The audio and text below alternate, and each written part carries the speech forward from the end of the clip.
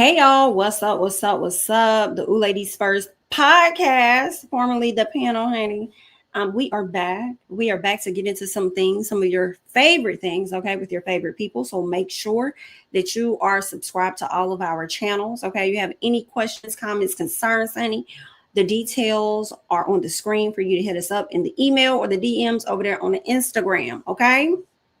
Y'all know what to do. Like up the video and subscribe to the channel. Are you ladies ready? Yes. Let's get into it. Hey y'all. What's up?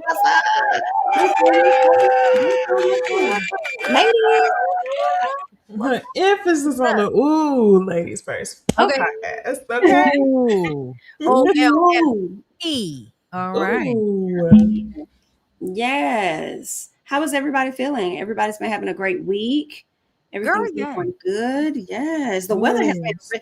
I thought it was going to be like this winter storm that the people was talking about. Child. This week it was supposed to be a winter storm by you. At any point in the month, because they were saying it was going to warm up, and then after it gets warm, it's going to be like back to how it was when we had like the ice on the roads and stuff. Now that could, I don't know. I mean, next week is the last week, so I haven't been seeing anything that it will happen next week. But it's like I've been enjoying this weather. Are we about to get back into bipolar Atlanta weather? You know, but I've been too cold. All right, y'all. So I want to get into this crazy news story first. And I haven't even watched the video. I want to watch it with y'all. The headline is what really got me. Okay. And this headline is about a Texas mama who was ordered to pay a white teen $3.2 million for accusing him of racially motivated abuse. Let's go ahead and check this out. For the first time tonight, we're hearing from one of the teenagers accused of racially motivated bullying. Now 19, he just won a $3.2 million civil judgment against the mom who accused him and her lawyer. It started with this video of a group of boys at a birthday sleepover party. We've blurred it because they were middle schoolers at the time, but it shows one of them drinking from a cup the boys say has urine in it. Outrage followed. But now, 5 years later, there's a civil verdict in the case. A jury found in favor of Asher Van and ruled the mom who accused him of bullying and her lawyer intentionally inflicted emotional distress and publicized his private information. It was immature. It was stupid. It was nasty. But that's not who I am, and that's not me today. Defending my son was what I should have done. And I would defend my son still. That's Summer Smith, the mom and defendant in this civil case. She says there's not much she would have done differently at the time, and she plans to appeal the ruling. Her lawyer told me, quote, "This entire verdict runs afoul of anything decent or just." For the first time tonight, we're hearing. That's insane to me that she will be ordered to pay that much money. That's ridiculous. Because I don't think that caused that much damage. I would think his own actions would affect him as far as college and all of that, but not what she said. And I can't. 3.2 million. I'm trying to figure out what piece of information are they not telling us, because my eyes, but just based on the line ordered to pay white teen, I don't even know what the fuck happened after that. But in what case would, like, the story would have had to be egregious for this black woman to have to pay a white teen did they really harass him or what? And was it her and the lawyer that's ordered to pay, or just her? Like, what are they not telling us that they did that might have been illegal? And let me say something that you can't sue us for. He look racist. Yes, you can look racist. You can. Wow. And you can't. They're trying to make a mockery. Look. No, that's what it feels like in Trump's America. This is what you do when somebody tries to fight back against discrimination. Sue them, because you can now act as if, there's no such thing. And, Trump, one of the first things he did when he got into office was remove a lot of the departments that aided people whenever they were suing for civil rights violations. So, yeah. Child, I'm wondering if I kind of want to go back to, I'm with Lisa, like, what's missing? I want to go back to the beginning and learn more information, because I'm trying to figure out, did the mama even try to sue the young boy for inflicting some type of harm on her child in general? Because like, did he win this 3.2 million off of a countersuit or something? That's what it feels like, because the white boy, even just saying it was immature, almost feels like to me he's admitting that something did happen at the sleepover. Right. It's Yeah. But it seems like something that the mother did in the court of law allowed them to make an example out of her. So I don't know. Either way, I think they're trying to make an example of her, to Bonnie's point, in Trump's America. Kind of just like last week, how we was talking about the EEOC being able to open up claims against companies on their own without people writing in claims. So that way they can say that white people aren't getting fair treatment. So what we're experiencing now is a lot of Uno reverse, because they need to reverse all the DEI shit that happened in 2020 when they act like, you know, they didn't recognize black people until George Floyd died, because that was the first black person to die because of a hate crime, right? Factual. I'm glad you said Trump's America, because when you said teach her a lesson, it made me think about all the black women that's been losing their job over the past year. Yes. Yeah. A lot of them. And guess where a lot of them lost their jobs at? Where? In the foster care system, and in DHS, CPS, anywhere where people, black women are greatly in charge. Because my cousin is a CPS worker, and she was like, there were so many women that lost their jobs that are a part of child protection services all over the country. Also, a lot of black women educators, and I think it's because they know what the white people say. Oh, if something ever happened to you, if you get lost, if somebody ever do something to you, go find a black woman. They know. They know that black women are the ones that are more than likely to do the right thing when it comes to children. So I do think the mass firing that was really on a government scale was so that they could have more access to these children. Do you know that I experienced that firsthand last week? I was at the park, and a little boy, when I say experience firsthand, I had a little boy come up to me because he lost his mom. His little Asian boy, and he was in a park just crying. It was a million people. He ran so far directly to me that I was so confused. He was like, "Where's my mom? Can you help me find my mom?" I'm like, just stand in one spot. And the mom was waving at me. I'm like, oh, she told him that. Go find you a black woman. Now, I'm gonna be honest. Now, had that baby ran up to me, I would have definitely had to look around, because what this little Asian baby running up, like, is y'all trying to, what's going on? Any child, really, I'm gonna be like, is they stealing people around here or something like that? Like, what's going on? What you? I'm gonna tell you what it is, because they feel like out of everybody, a black woman is the least likely to be somebody that would take that opportunity to kidnap their kid. Right, exactly, or to do something. Shit, y'all know the last person they'll tell them go find, right? I was talking about me getting kidnapped, not the baby. Oh yeah, no, I can see that too. You like, is this a scheme that they didn't set up? Right. I was in the back of a truck, nigga. What is going on? Looking around like, I see any strange men standing around. Okay. No, that's why I said to him, stand in one spot, because I'm not chasing you around this park. Your mama gonna come to us. Exactly. Where you stand? Did you have your baby with you? Anybody? Yeah, of course. Baby. Did anybody screaming into the Did anybody miss it? What are you, baby? Are you Chinese or Vietnamese? What are you, Korean? Screaming at into the abyss. That is hilarious. I had went to this nail shop the other day. I had got me a new nail shop. Shout out to them.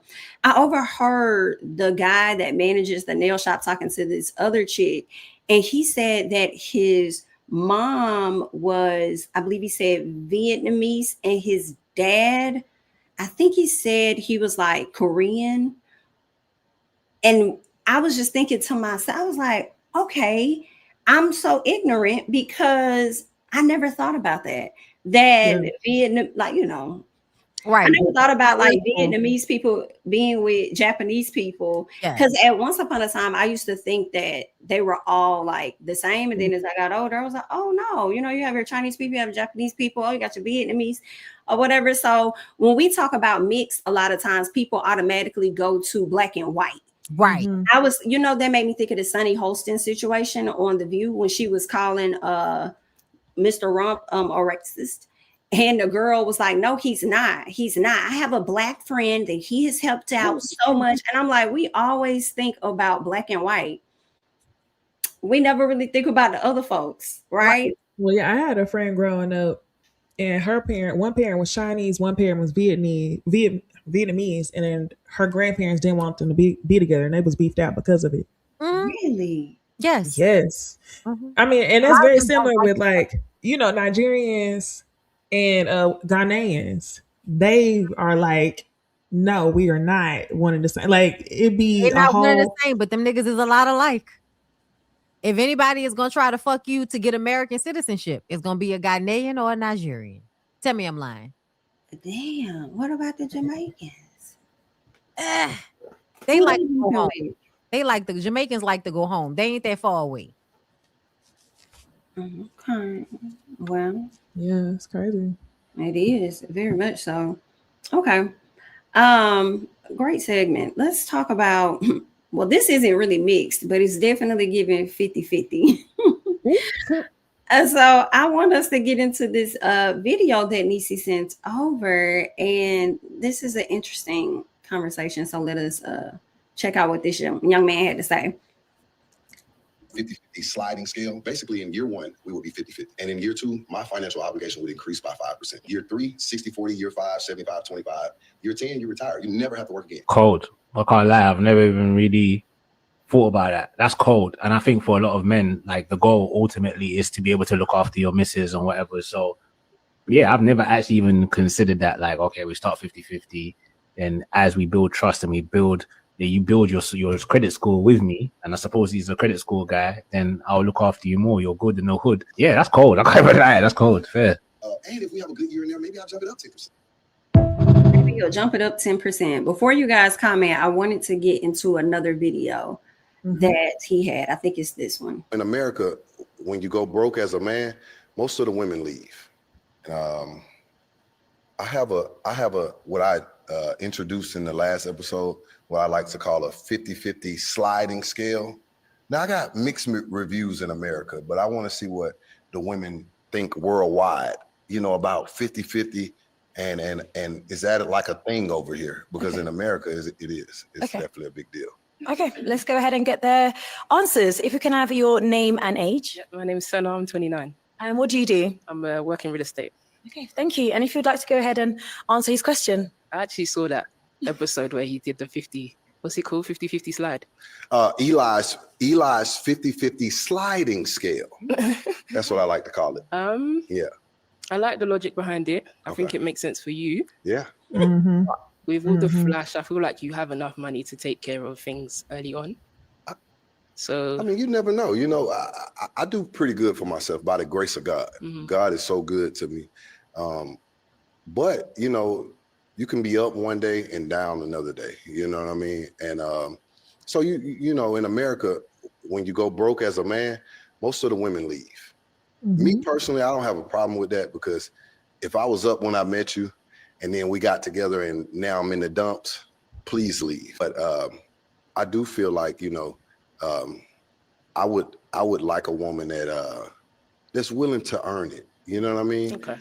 And that's all the 50-50 sliding scale is about. Just earning your keep. Yeah, I can take care of my woman right now. I'm cool with it. If you did lose everything, I wouldn't leave. In America, when you go broke as... Wait, did she say if you did lose everything, I wouldn't leave? Is that the last part she just said? Yep. That's the last part. They might go together. They might... What are y'all thoughts about this 50-50 scale? What did he say? Will be 50-50 the first year. The next year, I will increase by 5%. After that, 10%, I think he said. By the 10th he said if feeling good, it might be 10% one year. And then by year 10, it'll be 100% on him and nothing on the woman. I don't agree to this, and I think it's stupid. And I think it works for women who are slightly slow. The reason why, listen, I mean, and y'all know how I feel. Like I have an aversion to the idea that I would ever be 100% financially dependent upon anybody, because I did that with my dad and he still used it against me. So to me, I will always be about my money and taking care of myself and making sure I'm good no matter what my romantic relationship consists of, right? So for me, this whole concept is you trying to find a way to get the most out of a woman for the least amount of money. Because what the fuck are you even talking about a sliding scale? So I have to prove something to you that you don't have to prove to me. You got me fucked up. So that like that off rip. As soon as that came out of his mouth, I was like, nah, nigga, you have a beanie cap on. You have stuff to prove to me straight off the gate. You know what I'm saying? So it's crazy to me that you think I can give you 100% pussy and you can give me like 50% on a sliding scale. That would mean if I'm agreeing to that sliding scale, please understand I'm going to find something to take away from you to be on that sliding scale if I felt like doing that. Me personally, as soon as you come up to me with any type of agreement that's based in you trying to keep as much as you can while getting as much resources away from me will automatically make you unattractive to me. Pussy would dry up. Nobody's interested. Take your broke ass on somewhere. Your spirit is broke. I agree 100%. That's why I sent it, because I was surprised by the amount of comments that was like, okay, ladies, this don't sound bad because, you know, you could go 50-50 at first or do 100 by yourself. Y'all aren't understanding this. He got to work in some type of entrepreneurial business or something, because he is a true salesman.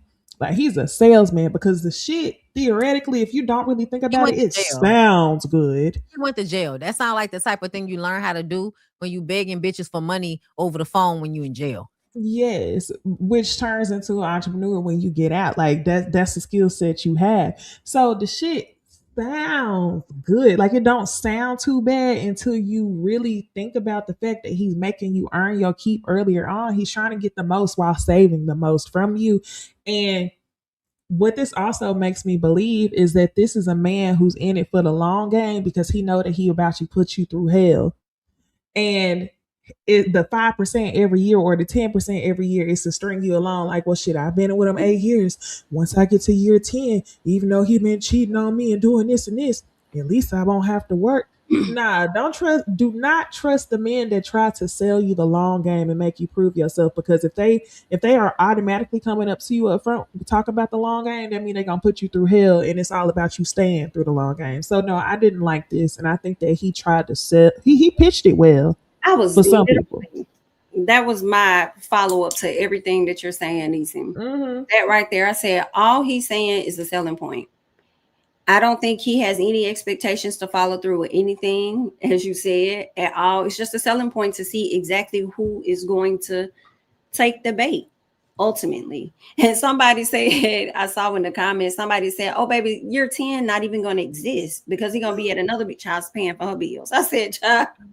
And what is 5%, y'all? To be honest, if you in some rinky-dink town, no shade, but if you in the country and your bills add up to $2,500 a month, and he's giving you a 5% decrease in responsibility, that's $125 a month. What the fuck can I do with $125 a month when that's what you should be paying for nails or dinner or fucking day? A date costs $150, $200. Listen, it costs more than that for me and my homegirl to go out to eat. I was wondering, what does he mean by 5% increase? What exactly do you mean? Is it like what you said, the 125, or are you itemizing out the bills or something in percentages and saying, okay, I'm going to take on this, that? Okay, so I'm going to just tell y'all this is my rule. My rule is you pay for everything until we either move in together, get engaged, or get married. Then once you are putting money into a household, then I will then do, okay, you do this, I do that. But it's also because I'm sorry, y'all, my daddy fucked all that up. Like, I'm not trying to have nobody pay all of the bills all of the time, because whenever they do that, they feel like that means something it don't mean. And I don't want to have to go through that with you. So, you know, because my dad paid most of the bills and my mama paid the utilities, but it was almost like a throwaway. Almost like, yeah, you can just pay this. Yeah, so say you paid it. Yeah, so you can feel included. But mind you, my mom had her own business. So she was, you know what I mean? So it was just kind of like her money goes into her business. He works a job. that money goes into the household, paying for the groceries, the insurance, the cars, all of the things. And then whatever you want, go ask your mama. Your mama will pay for whatever you want. That was his way of kind of shifting things onto her, which was fine because then nobody won't have to ask him for shit anyway because he was going to say no. Because again, financial abuse. So yeah, like in my mind, I want you to spoil me in a way that I don't have to dictate this. You're just even tally, Yeah, like it doesn't feel like a spoil if we're tallying. Well, here's your 5%, because then it's like, well, you want to do something for me, but does this count as part of the 5%? I don't. The relationship should not be transactional like that. And with a woman like me, you really gonna fuck yourself up because I'm a Mac. Like I'm gonna just say it, like a part of dating women for so long is like there's a natural inclination to Mac. Like I want you to, like for instance, Lyric hasn't gone out of the country as much as I have. Not that I'm paying for it every time, but I do like to show you new shit. I like to take you to restaurants and have you try shit you would never try before and all of that type of shit. Like I like to Mac. Mm-hmm. So for me, you don't even know what you're missing out on by trying to penny pinch. Because if whatever you're not willing to do, that let me know how much I can't freely do how I do. So yeah. Okay. I agree with you. Anything else on the sliding scale? The only thing I'll say is low key, I get it though, but it's only because men are always trying to juggle multiple women at the same time. Because as a woman that dates other women, it is a level of sometimes I look at certain women and I'm like, yeah, I gotta have a little bit more money, and then I can Mac on you. Like that's how I think. So if I was a man, then I imagine a lot of what I felt like I had access to would be from what I could financially impress you with. And so because I get it, I understand how men like can feel that it's always like, oh my God, I gotta find, but that's what it's just the problem that he announced it. That's why it's just the issue that he announced it, because he could have found a woman to go 50-50. And then if he wanted to take on more, that's something he could have done. Yes. But it's the fact that you're proposing it as a long-term thing to let her see this prize 10 years from now, which tells me she gonna go through hell to get to the prize at the end of it. That's manipulation. So for me, I'm like, I see what you're saying, but at the same time, like you gonna take somebody through the mud, and the impression is that somebody gotta earn it. So and y'all know I'm old. Somebody say I ain't heard Mac in a long time. That's my favorite way of saying it.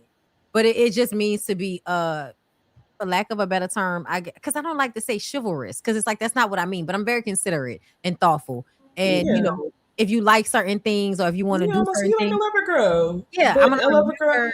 Yeah, but you can't do that with everybody, and and then when you do it with somebody, you can't let people know that you do it. My thing is, I'm wondering, one, did he mean that 50-50 before marriage or after marriage? Because you'll get in this relationship, he may be like, oh, no, this will be get married, and you never get married. I feel like he didn't mention marriage at all. This is, I don't think so. However much bullshit you deal with from me, that's how much money I think I owe you. So and then, right. Yes. Right. Yeah, that's crazy. I think whoever would consider that, they need to think about like the reality of life. Like that's not even a guarantee. He's talking about increasing 5%. You may lose your job 100%. You over here talking about increasing some shit in 3 years or something. Like you just don't know what you're trying to do now. That's why that girl was like, I think you can do it now. And even as a woman, my mentality is, nigga, you need to just make more money, because that don't make no sense to me. Like either shop in your tax bracket or make more money. These are your choices. Yeah. Exactly. Yeah. Okay. Anything else? I think we wrap that up. Okay. So I want to get into another conversation. I don't know if you all have watched this round table. It's featuring quite a few Black men. I believe it's on, I think it's called Sister Wong and Conscious Lee or something like that. Conscious Lee is at the table along with Nathan from Insecure. Can't think of his last name. Is it Brown? Not sure. You got Luke from The Shy, Clifton Powell. It's just the Jay Fonz from P Valley. So you got fathers on this panel. You have men that don't have children. You have a transgender man on there. You have a gay man on the panel. And it was that he was sitting right next to the gay guy. I'm not sure, he looked like he could be Hispanic, but I watched the whole 2 hours. It was pretty good, but I want us to check out this clip because it's a trip for more reasons than one. Pinky? Yes. Okay. Wait up, nigga. Hold up, nigga. Let us get into it. No men like you. Whole era than any of you Negroes is talking about. And I'm not saying I'm right, but most of this was laid on our parents. Yeah. My father was born in 1915. His grandparents were slaves. So it's not your mother's fault. It's not your father's fault. It's not your fault. We were born into 450 years of post-slavery PTSD. I am 69, be 70 in March. I've just learned how to love. Our parents didn't know how to love. Their parents didn't know how to love. And if I could say anybody maybe had an edge, it was the women. That's why I celebrate Black women. I live with a psychiatrist, forensics detective, gangster, loving, who's just been patient with me to teach me how to love. I called my buddy, man. I said, I'm fucking up, bro, really bad. So I never been monogamous. So I don't even fucking know what age did you become monogamous? Today. We don't talk about dopamine being in a pleasant center of the brain. Oxytocin is called the cuddle hormone. So a lot of times we're just talking in generalities. A counselor is going to get inside of this from a real scientific perspective. So when I hurt my girl, which I've done over and over, and I commend her for even being with me, I call one of my partners who's brilliant. He said, when you hurt somebody, where you leave them is where they stay. So I think our parents, our grandparents, our uncles, our people that raised us, it all comes from out of all of that. One thing that I just want to talk about, accountability, like, yes, we can talk about what our families did to us, but eventually comes a point where you have to decide, how do I want to live my life? I haven't talked to my daddy in 6 years. I don't give a fuck about what my family has gone through. I know where I will go. So it's like, you can only say that for so long. Black women are tired. Everybody in here, several people have talked about going to counseling. Have that upon yourself. Stop waiting for a woman to tell you what you need to do. Take that upon yourself. Let me address that real quickly. For me, I didn't know fucking how to love. Can I say one more thing? No, I have to say this, because another thing that happens is, too, you live your life for so long, and I'm not meaning no disrespect by this. It's all right, just say it, bro. But when you hit your 60s and your 70s, I want to be right. Okay, but let me. I want to live my life right. I want someone to take care of me and protect me, and that's what a lot of women have issues with. Because I'm living it right the fuck now. As I said, listen. I said 60s and 70s. Let me say this. Don't overtalk me. I'm gonna fucking overtalk you because you're talking out of line. but you're not gonna disrespect me. You don't know what the fuck you talking about. I do. Love it. I do. You don't know what the fuck you talking about. Oh, I do. You can't. I do. I do. You don't know it, nigga. I do. Good. You don't know what the fuck you talking about. Fuck out of here. You can't tell me what the fuck I'm living, nigga. You cannot fix no shit that you don't even know is happening. Let's get to the truth of this shit. You can't fix no shit unless you meet somebody on another level to help you elevate to understand. I'm not inviting anybody. I'm telling you what the shit is. You can't fix some shit that you don't know about, bro. And then you get there at 69 or 70 and say, I thought I was being loved all this time. I come from a whole nother era. Yo, watching this and everything being so calm across the board. First of all, I think his name was it Joseph Irvin? He was tagging them. Like, shout out to him. Okay? He was on point with the things that he was saying, but I just feel like Clifton really got upset with this young man because he really called his card to truth. Okay. Like, you did wait this long. Like, you said it out your mouth. He is just reminding you of what you said out your mouth, and you offended because you don't want to be held accountable for your shit. And that's why that lady been sitting up here dealing with your ass for that long. And I don't know why she has, but this is who we are. But he got with a different lady. Is that what he was saying? It sounded like he said a new lady now. But he was married until like 2008, I think. And I think when that's the one that dealt with him. Yes, that's still his like best friend, the way he talked about her. But now he's saying he hasn't learned until he met the new lady, right? To teach him. That's kind of what it did sound like.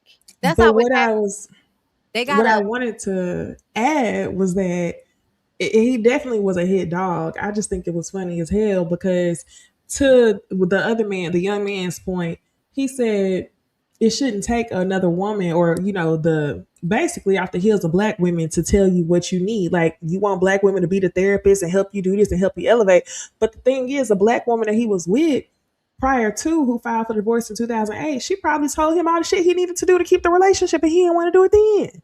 It is not until she left and you got with somebody new that you want to talk through the shit, make her your therapist. When the woman you was with probably was telling you that from jump, you just didn't want to get the help because you felt like you didn't have to change because she had been with you for however long. So that's why he was hollering. Ooh, that was a kiki.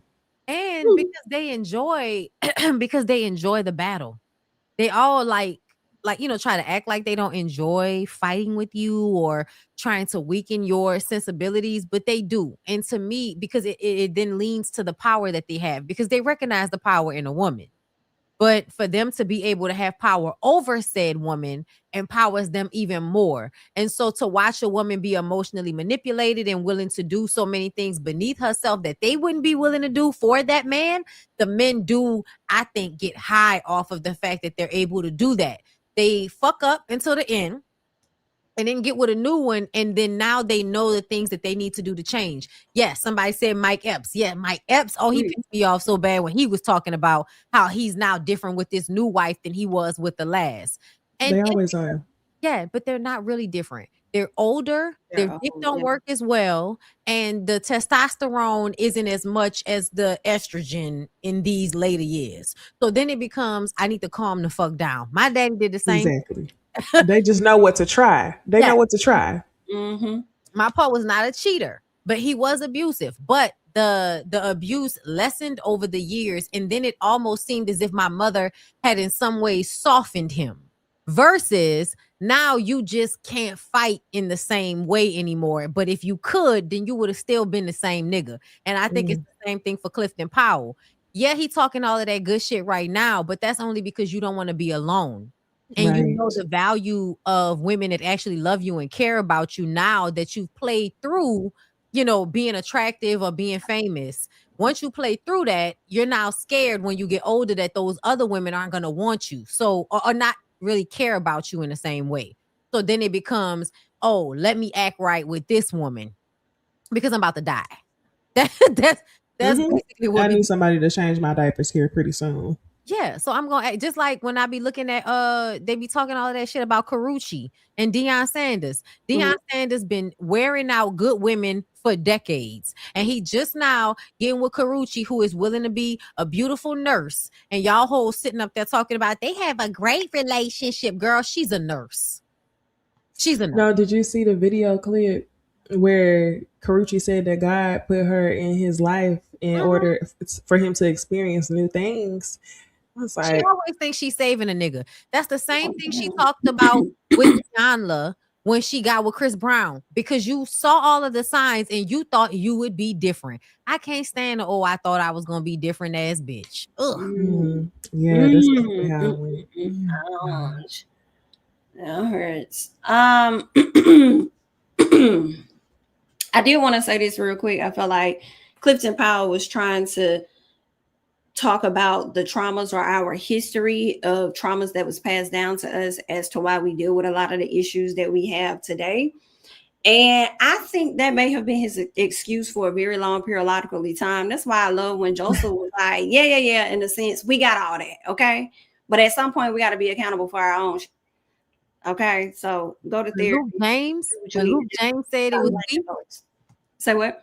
When Luke James was saying nobody could push me away from my woman. That's some weak ass shit. That's how that conversation started. Well, with Luke James saying that it's weak for you to let somebody push you out of your household and away from your woman, because you couldn't push me away from mine. And the truth of the matter is that's not what really happened. So that's another reason why I got pissed off with Clifton Powell, because y'all hear that shit from these ignorant ass niggas and y'all run with it. When the truth of the matter is that is not the case. The reason why they pushed them niggas out the household because they didn't want to marry those women. They wanted to be laid up with those women and have those women be on the government dime. And the government said, no, nigga, if you're going to be fucking her, you need to either marry her or take her off of the government system. Very true.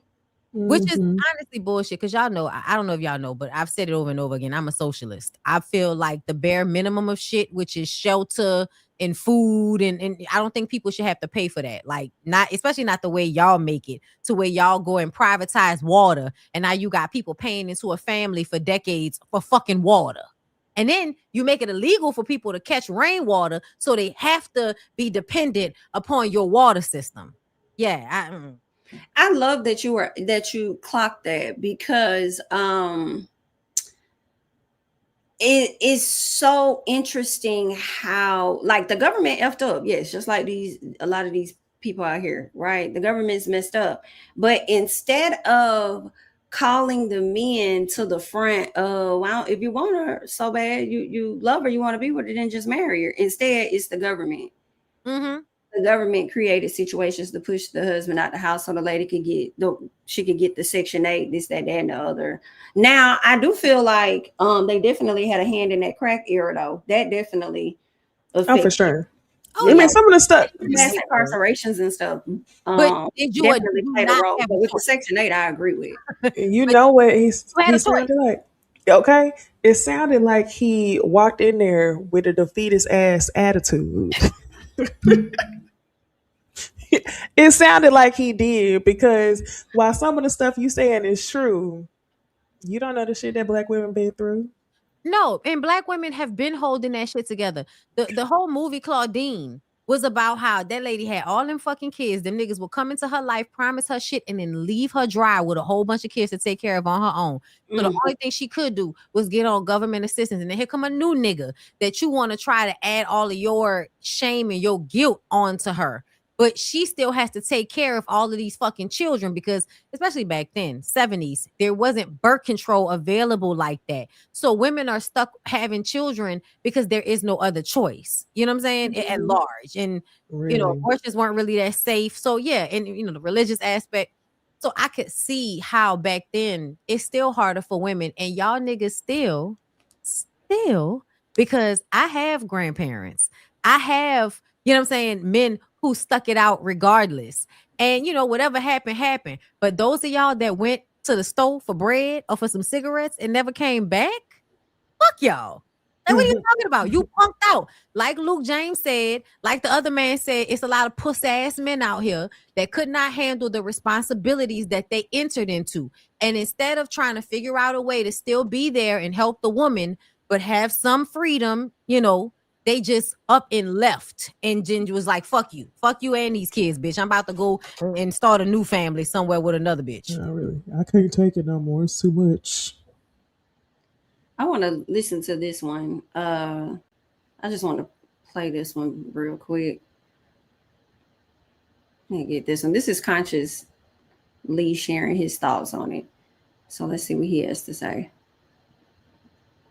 Like, hey, respect her, bro. That's so-and-so little sister. Hey, respect her, bro. That's so-and-so. So it's really thinking about how us as men, in terms of accountability, we really don't even have a good transition from objectification to fatherhood, because you've been a fucker for 20 years. And now you don't want to be a fucker no more. Now you want to be a father. Because we don't have that accountability to think about the, like, how we are taught to objectify women. And I know in our conversations, it'd be like, hey, you can get respect from the homies based off how you get down on a bitch. Yeah. To be real. You can get capital, popularity, preference based off of how you're able to dominate and objectify other women. So then when I come into the conversation and I want to talk about progression of women, we start to have different, I'm going to say pathology, different ways that stigma taps into it. And I think one of those is us being very critical about how we relate to women that's not related to us. Like, how do you respect women that's not your sister, that's not your mama, that's not your, you know what I'm saying? We start to think about how we only think about. Conscious Lee was on point. I kind of wanted him to talk more, but he let everybody else kind of get their stuff off a bit more. But if you guys get a chance to check it out, y'all should, and come back over here and leave your thoughts and stuff about how y'all felt. Did y'all have anything to say about that clip? Or? Conscious Lee made a great point about it all, for real. I like him. People always trying to act like, you know, oh, he ain't, but I like him. I like the smart niggas. The smart niggas be knowing what they talk. And he remind me of my cousin. So yeah, I be feeling Conscious Lee a lot of the times about the things that he says, and like this understanding of the history of it. in a way that other people don't. Yeah. Yeah, I agree with what he said. Especially when he called out how do they treat women who they're not related to? Because it goes back around to the conversation we had a couple weeks ago where I had mentioned how many straight male friends I had, and I couldn't really name any really, but and that's just prime example of how men will treat women when they don't want to go after something that's not romantic. Are you respectful? Do you actually want to forge a real relationship and just care for another person? So yeah, I think I'm gonna have to check out the rest of it, but it seemed like it was a good conversation. Is it bad that I think Cam Newton should go sit at this table? Because I'm thinking about he the needs to get lit the fuck up. Yeah, the platonic Yeah. of it all. You can't be mutual friends with somebody because you got the idea to want to smash her. He needs to hear it from people he's gonna respect, because he doesn't respect women, so he's not gonna hear it from them. But yeah, no, he needs to go and talk to people, because I was just like, I get that, you know, men have that idea in their minds, but most men that I know there is so much value in having women as friends. First of all, women are more dependable than men. And number two, having relationships with women keeps men grounded in what's going on. And I've always known. So like, because I've always been very close and been like BFFs with some nigga, I know that his connection to me helps him and how to deal with women. Even though he's not fucking me, just his relationship with me helps him have a better grasp on how to deal with other women. So like the fact that Cam doesn't get that, it just shows how slow he is. Like it shows that you are not growing as a man, which is insane because you have way too many children for this level of adolescence to still be in your mind. Yeah, every time we discuss Cam, you know, I can't help but use the word animalistic. I've never used that word so much in life. Like he is the textbook definition to me of like an animalistic man. It's Yeah, they need to get him on the table immediately, child. Okay. Let's see where I want to go to next. I feel like it was so much that was talked about. I think that one place we could go. Let's get Christopher Maurice. Let me get him to the front real quick.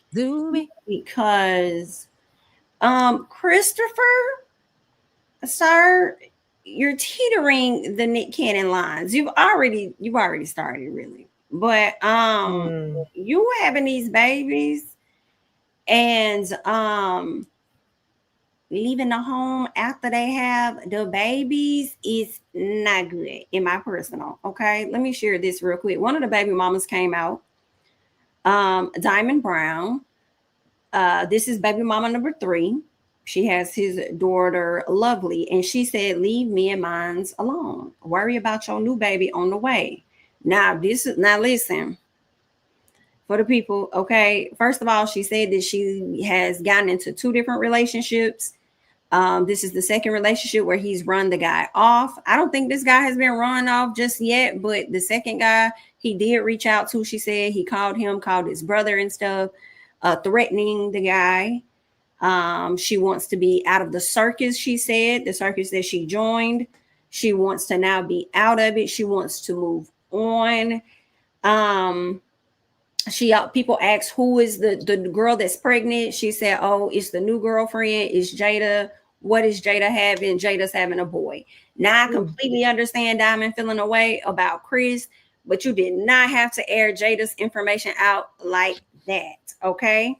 So then Jada, let me see if I have that up here. Is this up here? Let me see. Let me go to their page. So Jada came. Even if I hit you once, you part of my. And Jada pretty much called her out, saying that it has nothing to do with what you're talking about. You've been messing with his a friend of his. She says that you won't let him see the child or anything. Did they delete all of it? They may have deleted all of it. But basically, she said that you won't let him see his daughter or anything. The girl was like, "Oh, you know, I only kept her from him like one time. That's because he went off on my best friend's parents because our daughter was at like a sleepover or something like that." So they just got a lot of drama going on. What's coming out is the guy that she is now seeing is a guy that has been friends with Chris since they were kids. He continues to hang with Chris till this day. He's at his house smoking, whatever the case is. And Chris didn't know that they were talking, and they had been communicating. He's been kind of running things back to her, even when Chris and her were together, is what has been coming out. So that's why they're saying he mad, because it's like, dang, how you gonna play me to the left? You could have told me, and then you running information back to her about me. That's kind of messed up. So everything is messy. It's been some stuff brewing this whole time with the baby mamas, but I wasn't expecting Diamond to come out and just start airing stuff out. And I definitely was not expecting Jada to air out Diamond, saying who's been financing your whole life, where your 50-50 at, where your portion at. Jada said a lot of stuff, and I wasn't expecting that. And that's when Diamond told her, girl, I'll beat your ass. So she said, wait till you drop that baby. So it's just crazy. And y'all kids finna be siblings. So right, you gonna beat the ass, and then y'all still gonna be family. I want to say this too, though, Jada. And y'all may continue to be together even after the child, but I do agree with Diamond where she's like, you don't know what all is going on. You only know what he's telling you. So for you to jump on social media with a whole monologue of things you want to say, to me, is like, or to her, is like, that's messed up. Okay. But did she jump on social media after she announced the girl was pregnant? Yes, and that's what I would expect her to jump online and address. BIT, don't talk about whatever going on with you and Chris is between you and Chris. Don't speak on me. Right. That's what I would have expected. No, she got online. She defended Chris, saying you won't let him see his child. You the one messing with the homies. You know he paid for your whole lifestyle. These are the things that Jada was saying. And I hate that they may have deleted it. I don't know what, like, okay, so it's obvious based on the Evelyn Lozadas of the world that you hoes are not giving your daughters the game. And that's upsetting because it feels like anybody fucking with Chris Brown, your mama was a hoe. So she should have been able to give you the game on how. I don't think so. She didn't even need her mama. I don't think anybody fucking with Chris Brown, their mama probably wasn't a hoe. Their mama was probably an Asian lady that married a black man and probably wanted them to marry. All the girls is blazing. All the girls is blazing. And I'm sure that they... Think about it, Princess Mama. Think about what these young Asian girls are willing to sell them, like how they so willing to sell themselves. They mamas couldn't have been shit. Because it's like... I believe Jada mama black. Who? Jada mama black.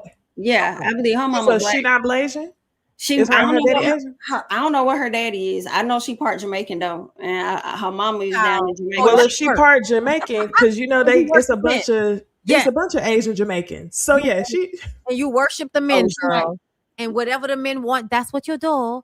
And listen, no disrespect, right? But I am noticing that when these women get with men like Chris Brown, it's like, are you delusional? Why do you think that you know better than the next? Oh, he's doing this for you. Ma'am, you don't know what he's doing for that lady. Like, why can't you just automatically understand that you don't know what the fuck going on with him and another woman? All you know is what is happening between you and him. And you should probably, I don't know why they can't shut the fuck up. Like, they always get involved with defending the man to another woman. And it's like, the woman is usually somebody that's been there longer. So it's always like, oh girl, shut the fuck up. Like, Nikki Baby and that, and remember? And the girl was like, you don't let him see his kid. And it's like, oh girl. Ooh. They all say the same thing. So that's why I'm saying your mama couldn't have gave you the game, because I feel like for you to end up with men like Chris Brown, you're looking for men with money. You're looking for men to secure you. And that's usually taught to you by your mama, to find a man that's going to financially secure you if you're a beautiful woman, because you shouldn't have to work for anything. You're beautiful. And I've been telling you this your whole life. So if you get with somebody like Chris Brown, like, I'm expecting you to understand that just play the position. Don't try to defend them to other women. Don't try to know what's going on. Don't try to, like, oh, he cheat. No, girl. Just take what you're getting, enjoy it while it lasts, and then go on about your way. I don't know why they always want to, like, do this thing where it's like, bitch, come on. She trying to prove herself. Yeah. I could see him being the type to I mean, I can't really put the blame on him. It could be a multitude of things that's true. One, she could be a bird, and two, he could also be triangulating them against each other. But there also has to be some Anybody who signs up to be Chris Brown baby mama, knowing that you only made the cut because you low-key look like Karuchi, you are in dire competition, not only with Karuchi, but all the baby mamas before you. So she trying to step to the plate to make sure that she proves her position. Like, yeah, I look like Karuchi, but let me prove to you that I'm going to hold you down better than other girls. Like, they all got to show a certain edge that's going to make them different besides the fact that they are blazing. Sheesh. That's all I'm going to say. He must have a ding-a-ling. He don't even have to. Gold. Listen. I ain't even got to. I'm just saying, like, I would hope that he beast fucking the piss out of you. You know what I'm saying? Rabbit fucking you in. I would hope. Because otherwise, why y'all going through all of this with an angry light-skinned nigga? Like, do you know? For the money. For the money. Y'all think he for the access, for the attention, for the position, primarily of I'm in the spot that none of you other women could be in temporarily. But they not even. It's not even the way it used to be. So it makes me think about, like, so for instance, Corinne Steffens. Corinne Steffens was all about being close to these men that were famous, and it made her feel special because they chose her, because they could have chose any other woman, right? And I get that, but like, Chris Brown is he's not Ja Rule in 02. You know what I'm saying? Like, Chris Brown is not Ja Rule in 02. It's more so like, bro, people like him. He got a little bit of money and everything, but they don't like him like that. Why you going through all of this? There are niggas that people like that you could be going through all of this for. Hold on, say that again. What you mean by Ja Rule in 2000? Well, because, okay, so like, you remember how big Ja Rule was in 02. That was like the summer that all of them big songs came out. So to be running behind a man like that at that time and feel important because he's important, but that's not like right now where Chris Brown is kind of disgraced and there is a area of entertainment that he doesn't have access to. So it's not like you're Ja Rule in 02. Where everybody's on you and you can have. This is where I would actually disagree. I see what you're saying, but I feel like although he doesn't have access, he does. He may not have access to the stages. No, he got access to like the fame. So like the numbers are still bigger than some people that do got access to those stages. So I don't know. I feel like other niggas. That's why I said he must have a ding-a-ling of gold, because there are other niggas that are not shrouded with all of this other shit. You know what I'm saying? Yeah. That's what I mean, especially for the women that he chooses, because he doesn't just choose any old woman. Like, he chooses a specific type of woman that when you think about it, these are the women that normally have access to the Kanyes and, you know, before everything went bad, the Diddies, you know what I'm saying? Like the billionaire niggas. He kind of gets access to those same type of women, but at some point you be looking at those women like, okay, girl, what's going on? Like a baby with Chris Brown in 2026? Just a baby. A baby. That's because they know they ain't gonna be there long. The baby is to extend the amount of years. Yeah, and to make him, because he looks like he cares about them kids. So you think if he has a kid, if you have a kid for him, that he's gonna care more about you, and that's not how it goes. It's really just used as a tool to control. I'm telling you, and if you get, like I was talking about retirement babies about a month ago or whatever, if you get with a nigga with enough money, one baby is the retirement baby. Okay, hold up. Recognize taste. Can I respond? It's like, I'm agreeing with y'all that he has fans. Concert selling out is not the same thing as the type of access that I'm talking about. What I'm saying is he is shrouded with a lot of people not wanting to fuck with him on a global, international, and white people famous area. When white people famous people don't want to fuck with you, it kind of cuts off what you can get. So for instance, yes, he sells out tours, but he also has a lot of lawyers' fees to pay and a lot of people that he's assaulted over the years, and he has to pay them their money. And then he has, like, tours cost money. So just because he's selling out a tour doesn't mean he's pocketing a huge amount of money after paying everybody, after the lawyers' fees, after the baby mamas, and all of the assault cases that he has to, you know, continue to pay a pot to. So just what I'm saying is that Chris Brown, if anybody, is not like Usher. There are people who have access to more because they are not shrouded with as much, you know, I beat the fuck out Rihanna that one time, you know. People still mad about that, girl. I know. I don't know why they still mad. Her face was okay eventually. She looks great today. Like, you know, I know he beat the fuck out her while he was still driving a car, but like that was back then. He was young. Like, it doesn't matter. People love him. He's great. I'm sorry. Like, he do backflips. My bad. Good night. I'm being serious. Nobody's doing backflips. This nigga's special. I will say the interesting part of this, to have a child with Chris Brown, is interesting because the ones that made it out without one are the ones that are actually more successful. Exactly. So I don't know, but I wish everybody the best of luck. So, Jamie, do it. Do what? Oh, good luck. Mm-hmm. Good luck. This is crazy. I was not expecting them to blow up on social media like that. Who else I was not expecting to blow the hell up on social media was Fantasia Daddy. So girl, for real. And then I went on TikTok and then realized it went even further. Then they was like, what you call them? They was talking about how the daddy had mentioned Farrakhan, and then I had to go find a clip of Farrakhan.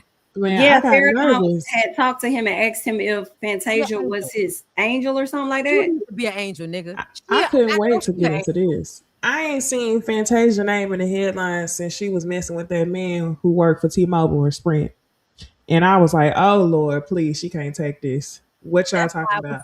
That's why I was singing a Ding-a-ling of Gold, because she was on stage and he re-proposed to her with that tight ass suit on, and then she fell on the ground, and like her, you know how that front hair be flipping. So when she fell on the ground, that shit went, and then it was hilarious. But she fell out on the floor, and he gave her a new ring, and I just kind of felt like you sweating, you crying, and he just gave you a new ring with money that he made from you. Yeah.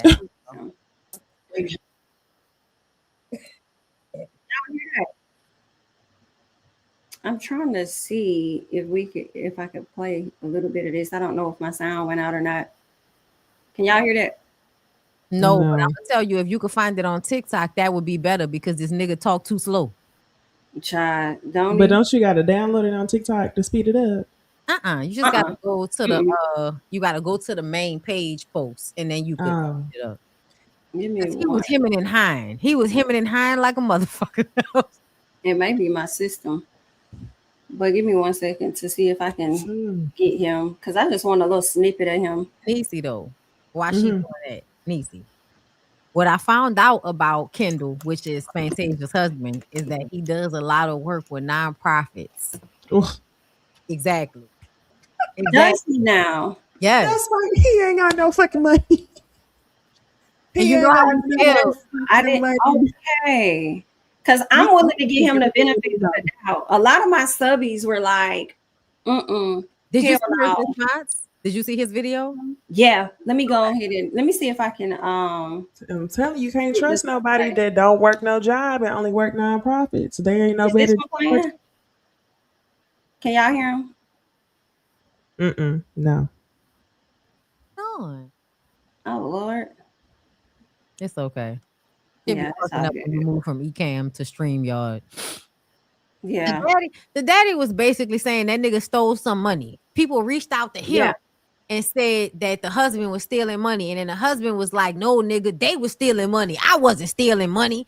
And so it seems like the daddy was like, the re-proposal was a way to make up, or to try to sugar it over, basically. So if she thought for a second that it was him, this re-proposal would, like, you know, get that out of her mind. And the way she responded, calling him her king and all of that, I was like, that's why I say he must have a ding-a-ling of gold, because she was talking about him like, he's my king. And then she put her own daddy's mugshot on the internet, because she said he been playing with her and her king way too much. So she put... So she ain't never learned? No. Oh, Fantasia, girl. It was sad. Girl, not you. Yeah, that's definitely the ring that she paid for with the nonprofit money that she gave him. We're not saying nonprofits are great and needed. Y'all be tripping. No, babe, you're misunderstanding. No. Look, okay, but let's call out the last sentence in Keisha's comment. Working for a nonprofit is a job. correct. But the people who start nonprofits, especially some nonprofits, are beneficial. But did he say he started them or do he work for them? I think he started it because I had actually looked it up a little. He mentions it in his video, but they have something down here in Louisiana, and that's what kind of made me look into it. But like it's something that helps with young adults and stuff like that. And that's another thing that I question. But yeah, that's the thing I'm saying. Like the thing that I question is if your heart is really in it and you feel like you can make the most impact by going to go join an established nonprofit, why don't you do that versus people who start 2 and 3 and 4 or 5 different nonprofits for tax write-offs and they don't really have an employee structure underneath them. They are the employees. So look into it, okay? Look into it. Marlo, Maurice, rich white folks. It's called Salute One. That's what he's the CEO and co-founder of Salute One First Academy of Men. His organization is geared towards challenging men to embrace and the call of leadership and its associated sacrifices. Their approach on perspective realignment challenges men to revisit ancient principles and universal truths in hopes of developing a sustainable foundation for manhood, leadership, and success. I'm gonna have to have a whole separate conversation. It's one person says, trust, you don't get paid. I work for a nonprofit. That's the point. The person who created the nonprofit has the nonprofit in order to get grants from the government and pay themselves with the grants from the government. And if they do actually make money for the business, they can also use it for tax write-off. So no, y'all don't get paid. That's the point. It's a scamming ass business decision a lot of the times when it doesn't come from a good place. Can I share my screen with y'all just right quick? Because I just want y'all to see something. Yeah. Mm-hmm. All right. Well, let me remove this one. Sorry. Okay. So this That's is from, the site. Okay. Yeah. What is the value? But it's just either way, this is a picture from his site. I just wanted y'all to see it. The Salute first. And this is, some of the pictures of the things that he's done. And I'm sorry, prison reform. Has he been to prison before? I think so. Yes, he has. Her dad said something, but I wasn't sure if he was referring to him as a prisoner or somebody else. And that's what he helps with. Like that's another part of his nonprofit is helping men in jail transition. Oh, I would think that's a quick leap. It looks almost like have y'all heard of this? I've been coming across another form of business, like a business flip that I hadn't heard of before. But in real estate, I come across a lot of people creating their own nonprofits. And what they'll do is essentially sublease a house out, a unit out for people who are veterans or people who are felons to try to help them get on their feet. But essentially they're profiting from it in some way because of the way that they've coded the business. Mm-hmm. I've been getting a lot of people reaching out to me about stuff like that. So is that illegal? No, it's not. It's not illegal. Some property owners will allow you to sublease, and if they allow you to sublease, then you could do it. But the person actually establishes a business around it, and they kind of make it seem like it's a donation or nonprofit based service. I don't know. It's so many loopholes, and it's not always a bad thing. But I just wish that people would call a thing sometimes. So with nonprofits, you're not supposed to get paid, right? No, you do get paid. Yeah, you pay yourself. Yeah. You get, so the reason why I say that it's a scamming as business tactic sometimes is because if, like, I know this one girl who created multiple. Let's say I want to go start a nonprofit to get women into real estate. I go to the government. I sign up for every grant because I'm Black. Well, not Trump's government, but because I'm Black, I'm female, and I'm in a certain age bracket. And let's say that I go do it in a county where people are underserved. All those things will add up to additional grants from the government, and then I can create a budget to pay myself from it. And then essentially, what if I end up not really doing shit with the business that month, or I might put on. Not that month, that year. What if I don't do anything with the nonprofit and it's not really profitable? Well, I'm living because I'm paying myself as the only employee and CEO of the nonprofit business that I started because I'm living off grants from the government. So the shit sound good sometimes because, I have a nonprofit organization. I put on events, once or twice a year, but I'm living off the grants. Married to Medicine just wanted to start a foundation so that they can get corporate sponsors and all of that type of shit. So understand. Right. And then you can get sponsors too. It's strategic. But as far as getting money from the government, I don't know why it sounds like that ain't no different than a business being ran. Well, yeah, that's why I was saying it's not always a bad thing, which is why I was saying, like, I wish that people would just be upfront about it because it's no different than what white people do. That's why in the beginning I said Marlo. I was just about to say. I said Marlo, Maurice, and white folks. That's what I said. It's a business decision. But the reason why I look down on it sometimes is because some black people that, and I'm speaking to our people because we're talking about our people, they will create lots of nonprofits with no intention of having real impact. But to look like it, and then you're the only employee, and then you might, and let's say your nonprofit helps children. Well, now you got the parents of the children volunteering for your nonprofit, so they doing the work, but you paying yourself with the grant. Like, to me, that's not cool, and it's not at the point to where they have the nonprofit as a tax write-off. So you're not really using this business strategy at the highest level like some white people do. Rich white people will do it for tax write-offs and then make an impact. And sometimes they don't make an impact, but they'll do it with tax write-offs. Black people will do it just to live. It's like almost a form of government assistance. To portray a certain image, like I'm doing good, I'm doing this. To portray a certain image. Like church. Exactly. But the business like I'm doing are the grants from the government. It's the business, yes. And it's the same thing with church. So like if you start a church, you a hustler, you used to be a pimp. You got to get the gab. You start a church, now your church don't have to be taxed. So now you just receiving all of this money that the government doesn't have a right to tax. It's just niggas finding a way. It's not that we're saying all nonprofits, Keisha, okay? We're not saying all nonprofits, Keisha. We're just saying that niggas find these things out and just like everybody else find a way to exploit them. And it happens a lot, especially in the reality TV show sector, because this is a place for people to get quick money so that they can promote a certain lifestyle, make it seem like they got something they don't have, so that they can get that reinvestment from the public. Yes, exactly. Gotcha. And then you ain't got to work. You paying yourself with the grants, and you a socialite. You hosting brunches like Letitia from Bell Collective. It is just like the church. It is just like, it's literally, first of all, I think they should tax the church. I'm going to just tell y'all right now. I think they should tax it. I have a whole bunch of ideas, which is why I will never be a politician, because my ideas are not about exploiting people. So I know I'll never get in these positions, but I'm a socialist. Churches should be taxed. And people should be given housing, food, Wi-Fi, electricity, and running water without them having to be a slave for a corporation. Yeah, that's right, bitch. And the very last thing I'll say about nonprofits, choose one, donate to one, and leave it at that. Donate to the one you believe in. Don't get to the cash register. Do you want to round up? No.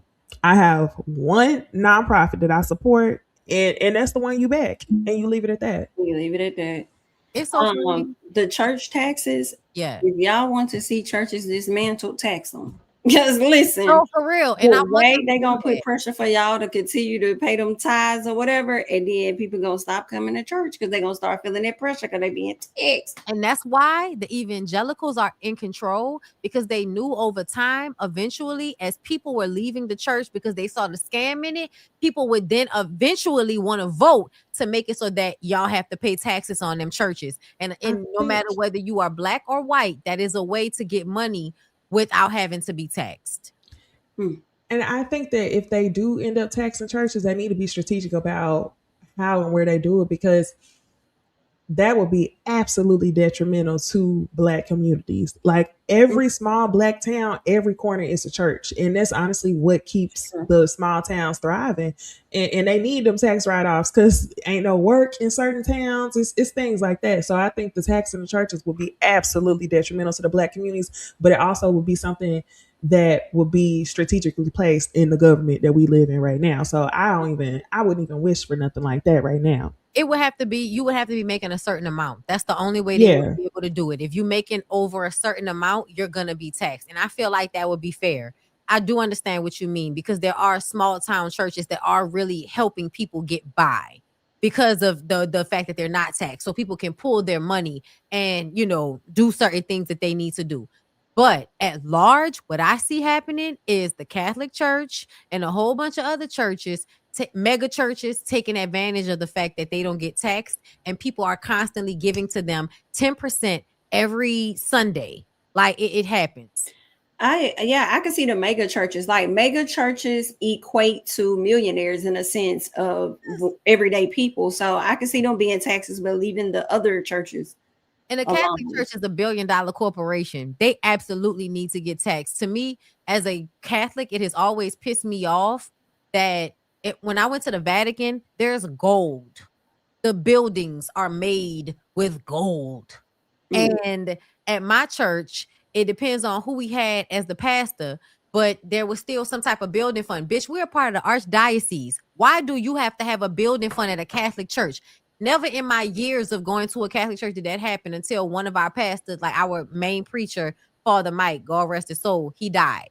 Once they started bringing in people from outside of our parish, people that were not innate to that neighborhood, into those people, it then became a thing of, now this is the first time in my adult life baptized in this church, went to school at this church, and now there's a hole in the ceiling and y'all talking about a building fund. And when I tell y'all, I had never heard of such a thing because I grew up in a Catholic church. So when you pay into the archdiocese, there's a whole thing, like a whole, the Vatican, archdiocese, different parishes, they get money from the Catholic Church, which is, again, billionaire shit. So it's annoying to me now, like as I'm getting older, to see how people take advantage of poor Black people by way of tithes, by way of building funds, like shit like that. Because I actually was able to see it once I got older. Because, when I was growing up in the Catholic Church in the 90s, we didn't really see any issues in our church that would require us to give more than the $50 check my parents was giving every Sunday. Which is still a lot of money when you think about it. In a full church, $50 from one family, and there are families that's giving more than that, and people that's in a choir. Either way, church is a business, and I'm annoyed at the way they aren't made to pay taxes, especially when you think about Mormons and in like the Utah area. Those people that make so much money, y'all should have to pay off that. That's crazy. So go ahead. Fantasia's dad is or was a pastor? Was he? I didn't see that part. But it just makes me think about the game, recognizing the game then. Oh, no, he did. Absolutely. Absolutely. Let's check this out real quick. For the prenup. When I find myself in an environment where my wife feels compelled to go to war for me, that's a problem. And so since a man chose to take sorry, y'all. I asked for the prenup. When I find myself in an environment where my wife feels compelled to go to war for me, that's a problem. And so since a man chose to take shots regarding my manhood, let's cook. When I met my wife, I was running my own multi-million-dollar company. Her success, her career didn't build me. That's because I went to Sunoco Leadership Academy, BMW Black Belt Training, Tuck School of Business, Small Business Accelerator, CMEDI, Business Initiative, and had a lot of success and a lot of recognition. I'm grateful for those things, because I am a justice impacted individual, and I had to overcome tremendous adversity and circumstances in order to break a lot of criminogenic mindsets and trauma and behavior that was keeping me living at a lower level than what I was capable of. And I experienced incredible success. However, I wasn't satisfied with that success. And I started going into the prisons and sharing the gift of game and being transparent and vulnerable, helping brothers that are forgotten, giving them the breadcrumbs so that they could navigate. Then I met my wife. A prenup wasn't put on me. I asked for it because I had business partners that I needed to protect, and I needed to make sure her family knew that I had no intentions on coming after anything that she had established before she met me. I wanted to create a runway where we could just experience love with each other and figure out what this natural feeling was that we were exploring. Provoked us to get married after 3 weeks. You did. The gentleman who was taking the initiative to use her and my platform, because he does not have one, to demonstrate things that are beyond false. Didn't show up to the wedding, didn't want to speak with me.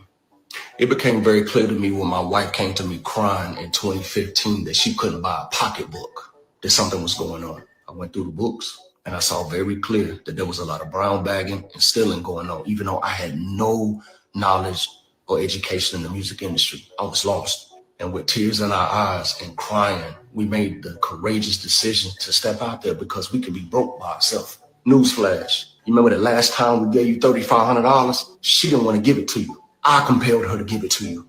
I said, baby, we blessed. And if we hold everything in our hands tight, God can't trust us. It's not about an individual. It's about him exercising his faith in us. I'm the reason you got the money. But my reward, my likes and my follows come in the lives of those that we impacted. We got programs on over 1 million tablets around the prison system around the country. So I'm not going to continue to let you go out there and talk about I stole some money when I got rid of the people who stole. Steal? I don't have to steal something I helped build, man. Who did you talk to that said I was stealing money? We still waiting. You won't find nobody. There is nobody. You could have called me. I forgive you if I've done anything that makes you feel a certain way. Find it in your heart to forgive me since we talking that God talk. We all trying to figure it out here, but let's do it in love. I ask. All right. So that is what Mr. Fantasia husband had to say to the daddy. What y'all think? Not Mr. Fantasia husband. No, he did say he ain't want nothing. He said he got a prenup because he ain't want nothing before. I did catch that. I catched it. I caught that he said before they got married. So there is space for a tie to happen. Where that's what I'm saying. That's what I'm saying. Wait, what do you mean a space for a tie to happen? Because you know how when they got married, Todd was like, I don't want none of your money. I don't want none of your stuff. And then now that they getting a divorce, Todd is like, hell no, I want to contest the prenup, Your Honor. So I feel like there may be space for that. But for me, like I feel like I haven't heard a lot about Fantasia husband being like so shisty. So I'm for me, like, damn, I don't want to put that label on him like you like all these other folks that we've heard, but we don't know that just yet. You know what I'm saying? But the information is coming from a shisty man, which is her daddy, and we have heard negative things about you. So I'm kind of like, I'm a reserve. But if y'all turn out to be right, then I'll say that. It's to me, it's like no different than Todd. I thought Todd was a really good guy. I didn't really hear a whole lot about Todd the whole time. And then now that Todd is going to the left, it's like, oh, Todd, what the hell going on? You know, and then now of course, my opinion of you has changed when you've shown me something different. But that's how I was looking at the situation. But what do y'all think? It's the fact that he said, I'm the reason why you got the $3,500. It kind of gives me pause and makes me feel like, for one, like we just talked about for 20 minutes, I can't trust him because he run a nonprofit, number one. Okay. Like that's just my personal belief. I don't give a fuck if y'all mad. That's my personal belief, number one. Number two, it was him saying, I'm the reason why you got the $3,500. And it's like, are they married yet? They're married now, right? Yeah, they've been married for 11 years. Okay. Well, let me not clock that part then. But that's their $3,500 then, not hers. I don't trust the nigga at all. I think it takes one pimp to know another. I think the daddy probably is right about him. Mr. Farrakhan said that she's an angel and you need to be an angel. She called you king. I don't trust nothing. Not a king part. I'm with you. Like, yeah, that does make you be like, damn. Okay, that does raise bells. If I ever call a man that, I'm being an asshole like Heavenly. Here you go, my king. You know how Heavenly is like, daddy. Daddy and king are like on the same level to me. Like daddy and king, like that, like y'all tripping. But it's one thing for you to feel like they're a king, but to be like my king, do what y'all gonna do. But also the daddy gave me the vibes that the access he may have had to Fantasia, like before her guy came, and how he may have been able to take advantage of her before he came, makes me think that's probably why you don't like him. Because however you used to take advantage of her, when he came in the picture, some of that may have shut down. So did you really hear truth about him stealing, or do you dislike him so much that anybody that comes and tells you something negative about him, you're going to accept it and be like, yeah, you're right. Whatever you say, I believe it because I don't like him. That's a possibility. That's absolutely a possibility. We can't like leave out the fact that there are always family members like Mama Joyce that don't want you to get a partner because they want the most access to your money. But at the same time, didn't she cheat? Didn't they cheat? Wasn't he married? No, not This him. not the T-Mobile man. That was the baby daddy. That was the first. That was the T-Mobile. Yes. Yeah, that's not the the woman that T-Mobile sued her. Yeah, different people. No, Yeah, because different people. nah, she was ready to You're end not it the all. only person. Some of I seen other people saying No, that I too. thought that was the same nigga because I didn't know that she wasn't with that nigga no more. That because they both light skinned, tall, may have some similar features. Oh, they look alike. Oh, I didn't even know I just knew Fantasia had a nigga. That's all. Fantasia has a man at home. That's all I knew. Okay. She got the type. Listen, but what I'm gonna say is that I don't trust no man that wants to be a manager to an R&B queen. If you want to be a manager to an R&B queen, I automatically assume you stealing, you lying to people, you saying she gonna show up, you taking money, she don't show up, people hate you. Okay. And you just really taking advantage of the fact that she wants to be loved and that she wants a man to take control. And so she's going to let you be in control in a way to give you some, to pedestalize you because you're a man. So she needs to, Monique and her husband, they have to do, eat Todd and Candy. They have to do all of this proverbial dick sucking because they're the breadwinner and it's not supposed to be like that. And that's kind of where I was headed when I was trying to get to the way that he discussed the $3,500 and giving it to her daddy. It was as though he was like managing. Give you that, Otis. Right. But I backed off since they've been married for 11 years, but it was given he wants to be the manager. And I don't know what the fuck he doing besides the nonprofit, and she the cash cow. Yes. Now I will say he said something else in there that was interesting to me too.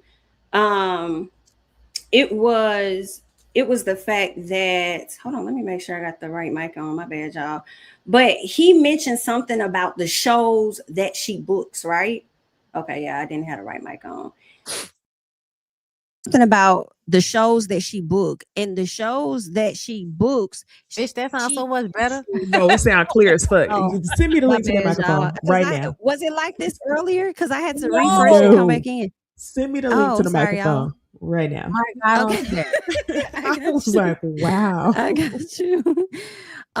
Yeah, so he said something about when it comes to her shows and the projects and stuff she takes on, like that's cleared by Fantasia, right? He don't do nothing without her making that clearance.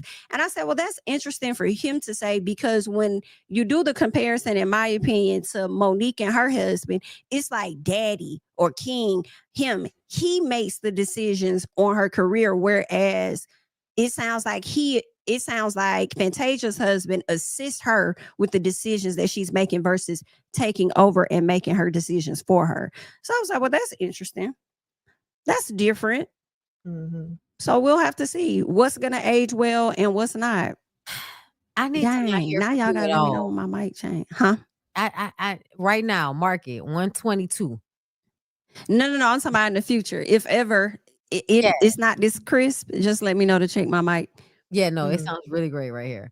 But yeah, no, I don't trust none of these niggas. I'm so sorry. And I don't trust, I just don't trust men in general, but specifically when they get with a woman that just learned how to read within the past, like, I forgot about.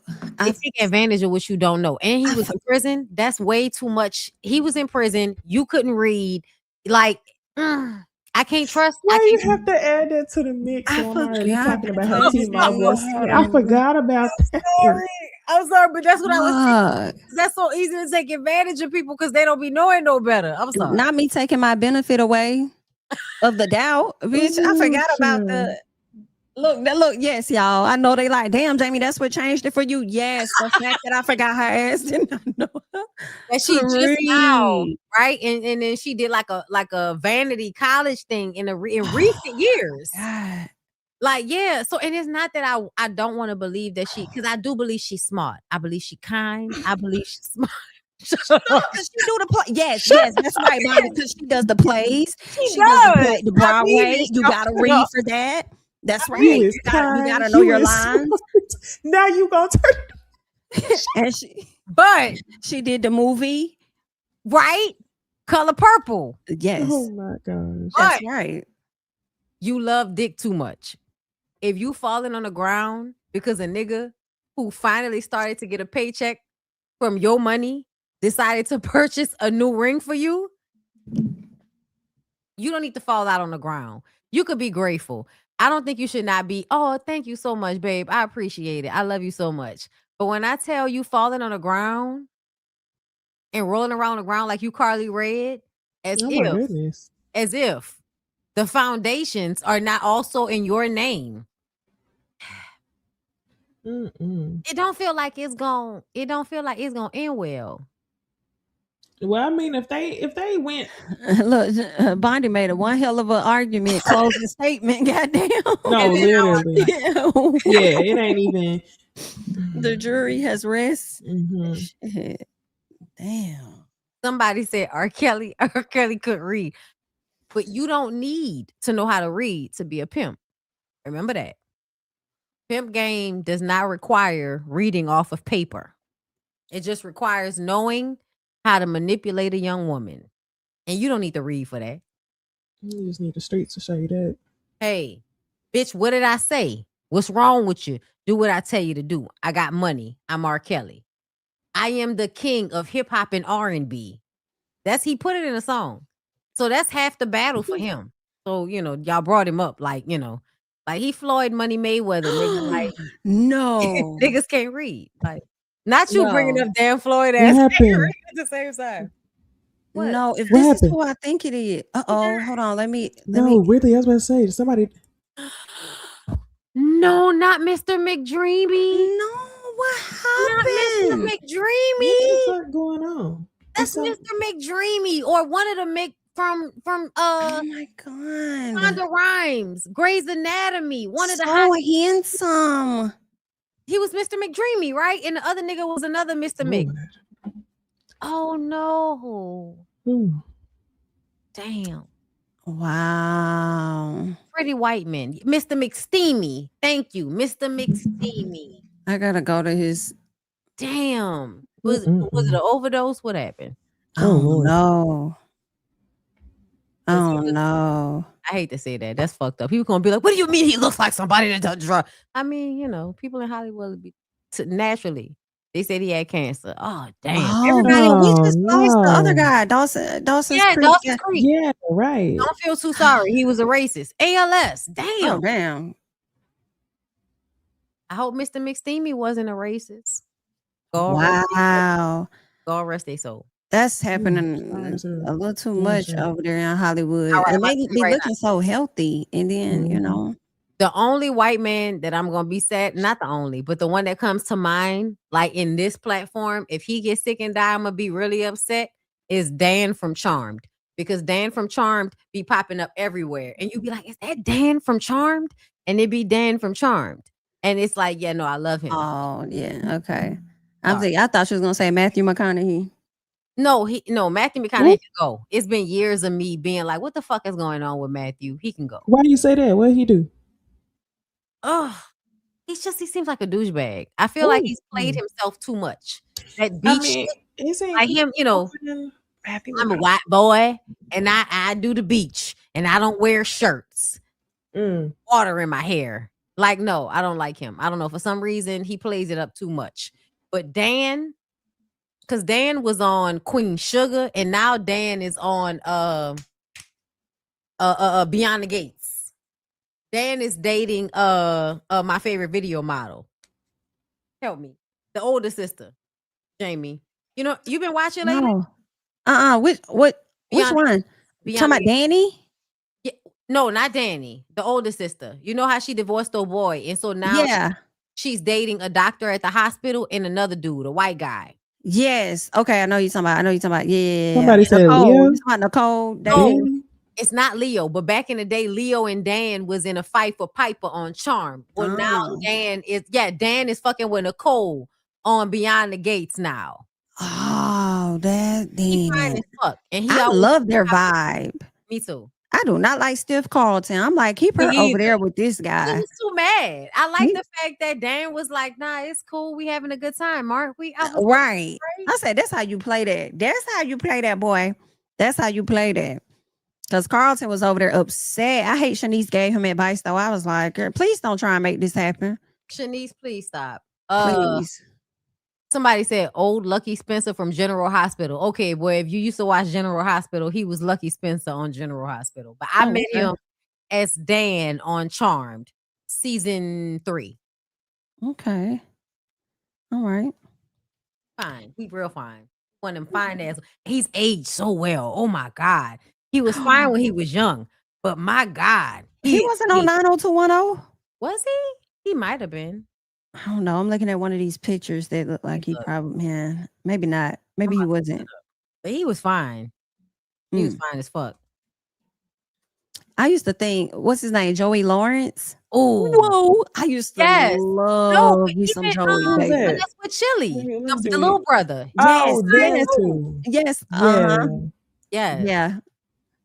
Because he was on, what was that? Blossom was Joey Lawrence, and then Boy Meets World. We will never get TV like that ever again.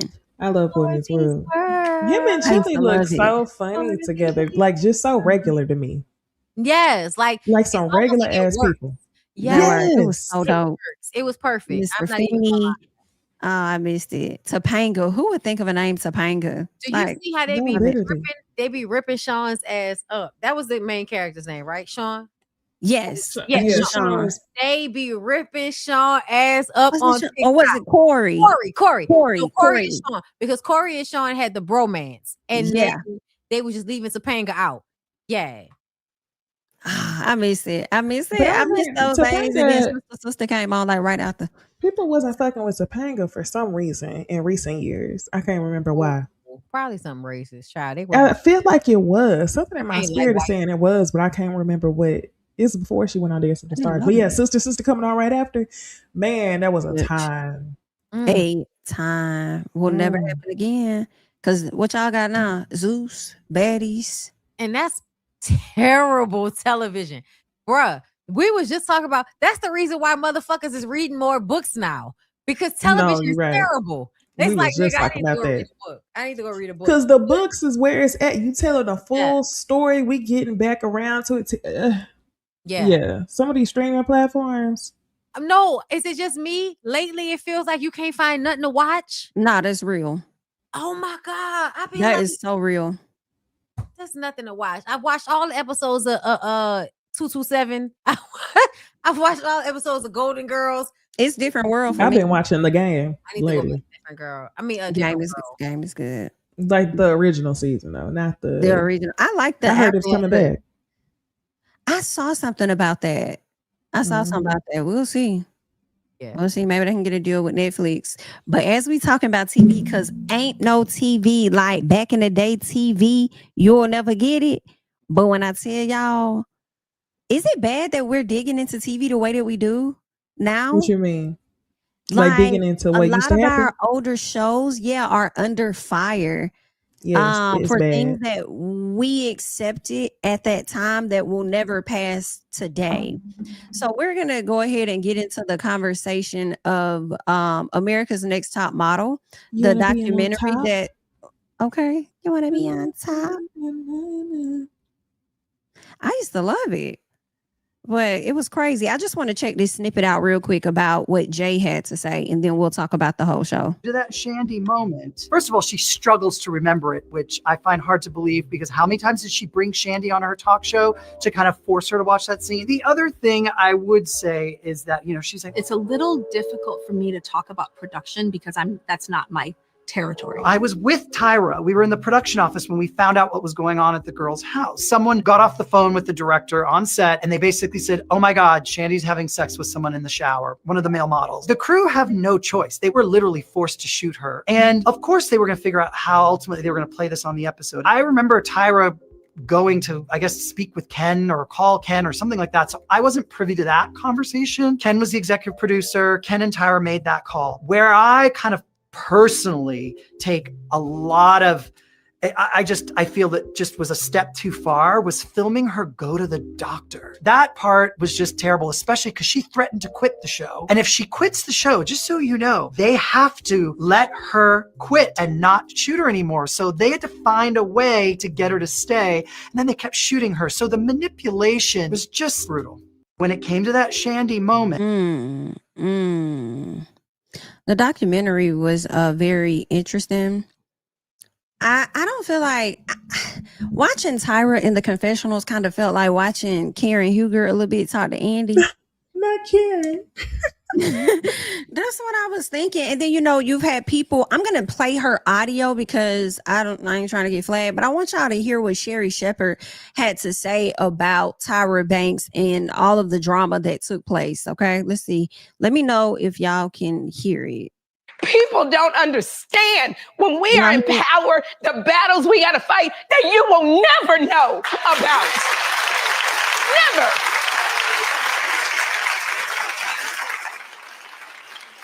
To keep a show on the air, there are things that we have to do that people will tell us.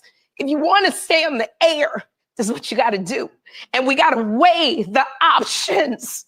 And sometimes we make bad decisions and we look up and we go, in hindsight, maybe I should not have done it. I've been up all night watching Netflix's documentary about Tyra Banks and America's Next Top Model.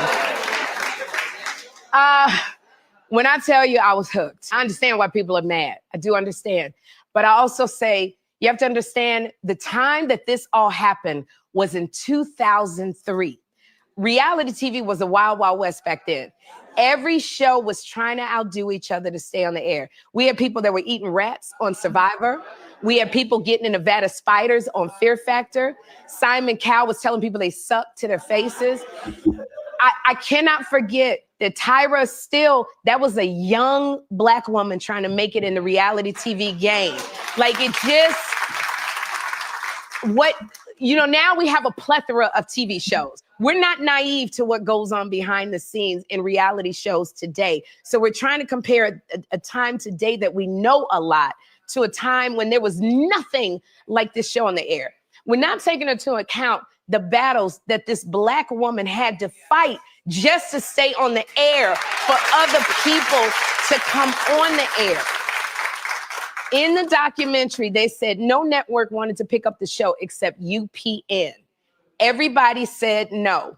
As a woman who has pitched a bunch of shows and tried to get her own talk show, I understand that. Let me tell you something. I bet you if Heidi Klum had shopped the show around and every model looked like Gigi Hadid, it'd have been picked up immediately. Immediately. There's a lot of stuff that we did not know back then that would not have happened if this show aired now. People are blaming Tyra for allowing them to cut a Black woman's hair wrong. I remember that when they cut the girls from New York and she was bald and they cut it, she had bald patches. We didn't have the sensitivities behind the scenes back then that we do now. Nowadays, if you have a Black talent, they make sure to get Black stylists. That's what we had to fight for to get. What people don't understand is the battles that this woman probably had to fight just to keep it inclusive. All right, so that's a snippet. Yeah, go ahead.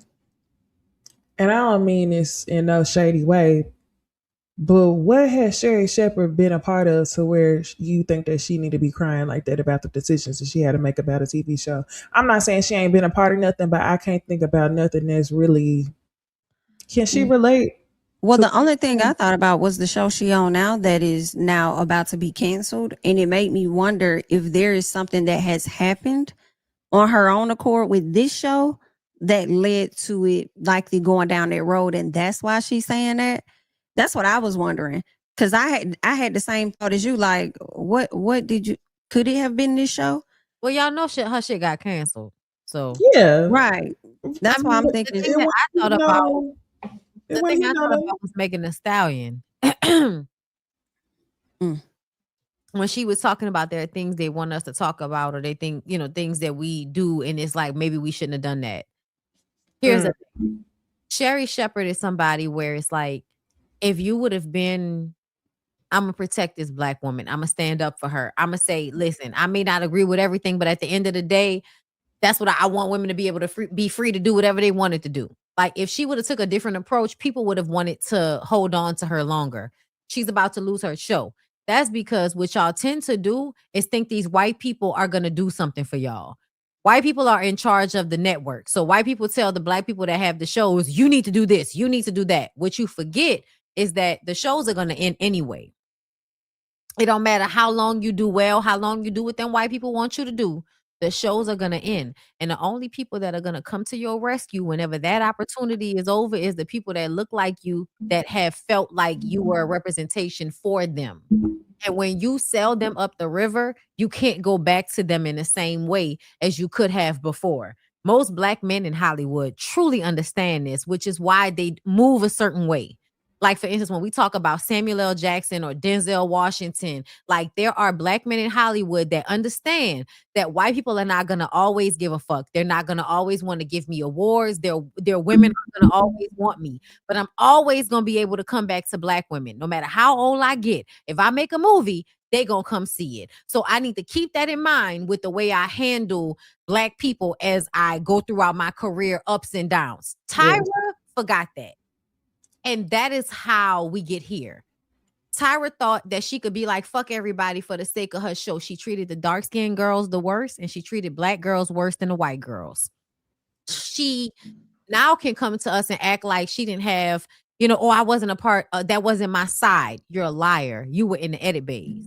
Which means when Shandy was raped on camera, you had the front row seat to tell Ken's little ass, nah, we not gonna do that. This the second season. The show did exceptionally well. I'm gonna protect her.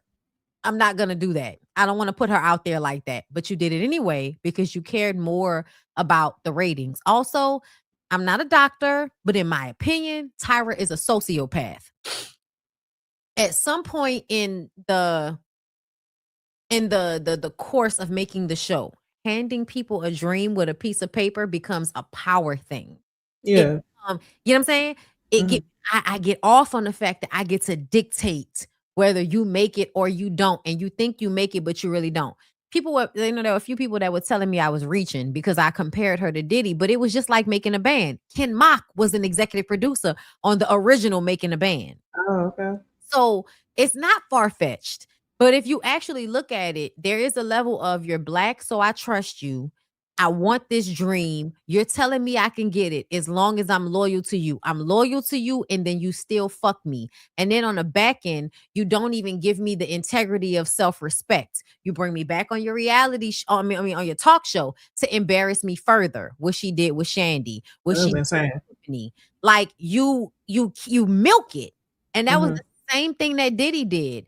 After he fucked over them people initially, if he wanted to do a bad boy tour or bring everybody back together, he can go and call y'all. And because y'all are still struggling because of the way he left y'all will go and answer the call and go make him more money. And then he still won't give y'all what y'all are due. Just like in this specific Netflix documentary, they said the models didn't get paid.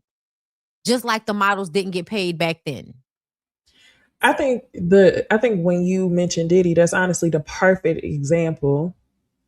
But okay, let me make this clear. I only felt bad for two people watching the documentary.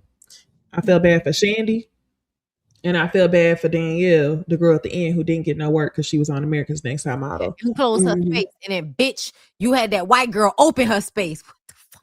Yes, Shandy was the one with the teeth. No, Shandy was one who they said cheated. But actually, she was drunk and got sexually assaulted. Oh yeah, I just played it. Yeah, not just her though. I feel bad for the other girl that got her teeth done because they didn't do actual good work and they fucked up her bite, not her jaw. Yeah, the white girl. Yeah, no. And then the other girl, Space. Oh, the one whose mom Tyra was doing psych evals or breakdowns of their history. Her. And remember the girl whose mama was killed by somebody murdering her with guns. She wasn't killed. She was paralyzed. She was paralyzed. Oh, I thought she was killed. But yeah, okay. So then they did the photo shoot where the girl has to pretend like she was shot in the head, and everybody was like, "That was extremely fucked up." And I think that's along the lines of her being Diddy-like. She has no compassion for these people, and she was really just trying to get a show going. But The part that had me like, I don't really give a fuck was when they had Gabby on the show. Was her name Gabby on the show? And she was like, oh, well, they said I had a wide ass. Like, when it came to some of the comments that they made about the model's looks, I'm gonna sound like an asshole, but it did not really bother me that much. And when they did when they were doing some of the photo shoots, it didn't bother me. Like when they had one person be like, "Oh, you're an alcoholic, you're a drug addict, you have belief." That's what people used to do back then, and that's how I believe that's how how the models were spoken to back then. So I'm not gonna say like I don't really. We're gonna go through 20 seasons of a show, and you see the topics that are everybody's chasing that. Ooh, I want to be the person, or I can go as far as they want me to go. So from that point of view, I do understand from a point like, yes, we were in a specific time. I think Tyra's fucked up. I'm also gonna say I don't really feel that bad for J. Manuel because how the fuck we gonna skip over the fact that you said you had a relationship with Tyra? Tyra still fucked up. Two things can be true. You said you had a relationship with Tyra that was more of a personal relationship, but when you put in your notice, you send it via email. And you think that you're gonna have a face-to-face conversation with her, but you can't even call her on the phone and quit, or go out to dinner with your homegirl to tell her before you involve the network. It's a possibility that he might have just CC'd whoever else he needed to CC to go ahead and quit. And I would have been like, yeah, you got me fucked up too, because you was just at my house last night. We just went to go eat. So I understand Tyra being upset at J. Manuel about that. So yeah, I get what you're saying. I think that Tyra was. I thought she had been acting funny. No, she was acting funny after the fact, is what he said. And I can understand why she acting funny, because if y'all said let's talk to each other first, she probably meant have a real conversation with me before you just send me an email. And then I also he didn't send her email. He texted her. He didn't send it to everybody else first. Email. I thought he said he texted her, and he said he sent an email to Tyra. That's what he said. I just watched it today. He said he sent an email to Tyra. But what I'm saying is, if this was a formal notice for him to just quit, he probably copied more than Tyra on the email. But that's what I was thinking. I don't think he did that. Regardless, if that's your friend, don't send me no fucking email. The only reason I am not as on that is because I feel like the energy had already been created for you to feel in fear of telling her something she don't want to hear.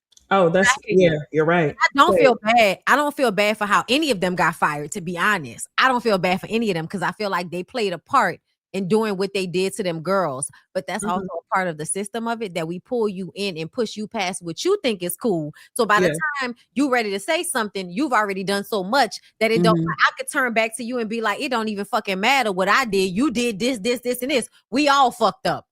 And then that's how you stay for 10 more years. So I don't feel bad for J. And I did hate how Tyra goes. A sociopath, I think, is accurate with Tyra. No compassion at all for anything that happened on this show. No compassion while the show was going. I think she got power hungry. The bigger the show got, she was willing to do anything to take it there. She didn't have the girl's best interest at heart. The only one who I could almost see, but I know that they held back some of the edits, was Tiffany. Tiffany really did seem to have a defeatist ass attitude. And looking back at it, that shit would have pissed me off too. But at the end of the day, however many seasons had gone by, Tyra really didn't put no black women in the position to be successful off the backs of her show. The women who she did mention at the end of the documentary, she really made it seem like, yeah, them bitches wouldn't be here if it wasn't for me. That's basically what she said. But the women who she mentioned at the end of the documentary were women who became successful off the backs of social media. So all of the Winnie Harlow and for Eva, before she went on there, Winnie Harlow was somebody that people knew before she went on that show. I didn't even know that, but apparently she was on I forgot what Mecca said, that she was on another social media platform, so she knew about her before she went on. I think she was on the season where they brought people from social media on. I think she was on one of them later seasons where they was really trying. Okay, so because I had stopped. I think it was like an influencer season or something like that, and I think that's how she ended up coming on the show. But she asked Winnie to compete, and Winnie was gorgeous, but also Winnie has also been known to be. But this is what I'll say about like the reason why you may not have seen how fucked up it was is because by the time you are a little bit younger than us. Yeah. So by the time you snap into it and realize what's going on, the system has already been created. What I specifically remember was that Kenya situation, because what was a flat stomach before now became, oh, so that's not a flat stomach. So now I remember that. Okay, but like for me, I remember like in the 90s, it was just a tad bit different. And when that happened, it just became like, oh, so we're not we're actually bigger than we thought we were. Like no, that happened to me too. It made me realize that, oh wow, I didn't. Okay, I remember some of my takeaways from the show. I remember because I'm tall, and some people can't tell, but I'm tall. When I was younger, so this show came out in 2003. I was in 4th grade. People used to tell me I should model all the time. And I would be like, oh no, I can't model because I'd be a plus size model. I was a kid. I was skinny. That's some of the takeaways that I got from the show. But what I'm saying is, in reality, as a society, we've gone the complete opposite direction to where businesses and people want to be inclusive in ways that are not always authentic. So it's like it's a balance. So we can now look at the shit we saw in 2003 through a much harsher lens. We could talk about it with all these mental health terms and all these things that happen. But the reality of it is that's the way it was. Like even with the girl Kenya who had the photo shoot with the man, and the man was kept touching on her and shit. Kept touching on her and stuff like that. She did the right thing. She did the right thing by speaking up, because even if they didn't do anything to protect her, she let that man know that now everybody's aware of what you're doing. However, like Tyra said today, I still don't think that they would have ended the whole shoot or even kicked him off the shoot. I think that is a part of the entertainment industry that exists today. Yes. Just the body shaming back then. Harassment. Yeah, the body shaming back then is a part of the entertainment industry that exists today as well. But like coming to normal folks like us, yes, we didn't everybody do that in the same way before Tyra in the show. We didn't put ourselves in the framework of could we be a model. So I think when Tyra started the show, I do agree with them wanting to show the authentic nature of what it took, which was a lot of abuse that models endured. And then as the show got on, she got on this power trip, and then it turned into very strategic abuse and manipulation and everything else, right? So I get it. About it long term, like 24 seasons of you being a weirdo bitch. And then the thing that adds it to me is like what we've seen since then. So like in 2018, she did an MLM. You know, she did a multi-level marketing scheme that did not work out with makeup and having women fly out to other countries. And you could tell that there's a level of, I need this praise from other women, but I also need for other women to put their dreams on me so that I could feel this push to make their dreams come true, even though I know I'm not going to be able to really pull through, but I can feed off their energy. And that's the thing that pissed me off. Before, I didn't feel that way. I thought Tyra is just showing us what was going on back then. This is how they were back then. Like Janice Dickinson is a bitch, and Tyra would, but they didn't talk about her at all. No, they didn't. But low key, no, because allegedly on Hulu. Yes, because they're talking about her in another documentary, and I think it's a different documentary that Janice Dickinson has agreed to be a part of. But one of the things I thought was also funny was my Twitter handle for the longest was Janice Dickinson, because her name is so close to my name, and I remember her being an asshole, and I used to tweet the most funny things. So that was just the culture of the time. Like hoes were mean. You're not gonna go 20 seasons seeing the girls on TV get like it's no different. And I'm not trying to be insensitive, but what this makes me think of is we're not gonna go 24 seasons seeing them tear apart women's bodies on the show for the sake of being a model. It's very similar to women calling up Kevin Samuels on the phone every night, trying to get Kevin Samuels to tell them if they're good enough for a man or not. Right. They went on the show for validation. Some of the women went on the show for validation. They didn't win. It is what it is. Like, I don't. Here's the thing, though.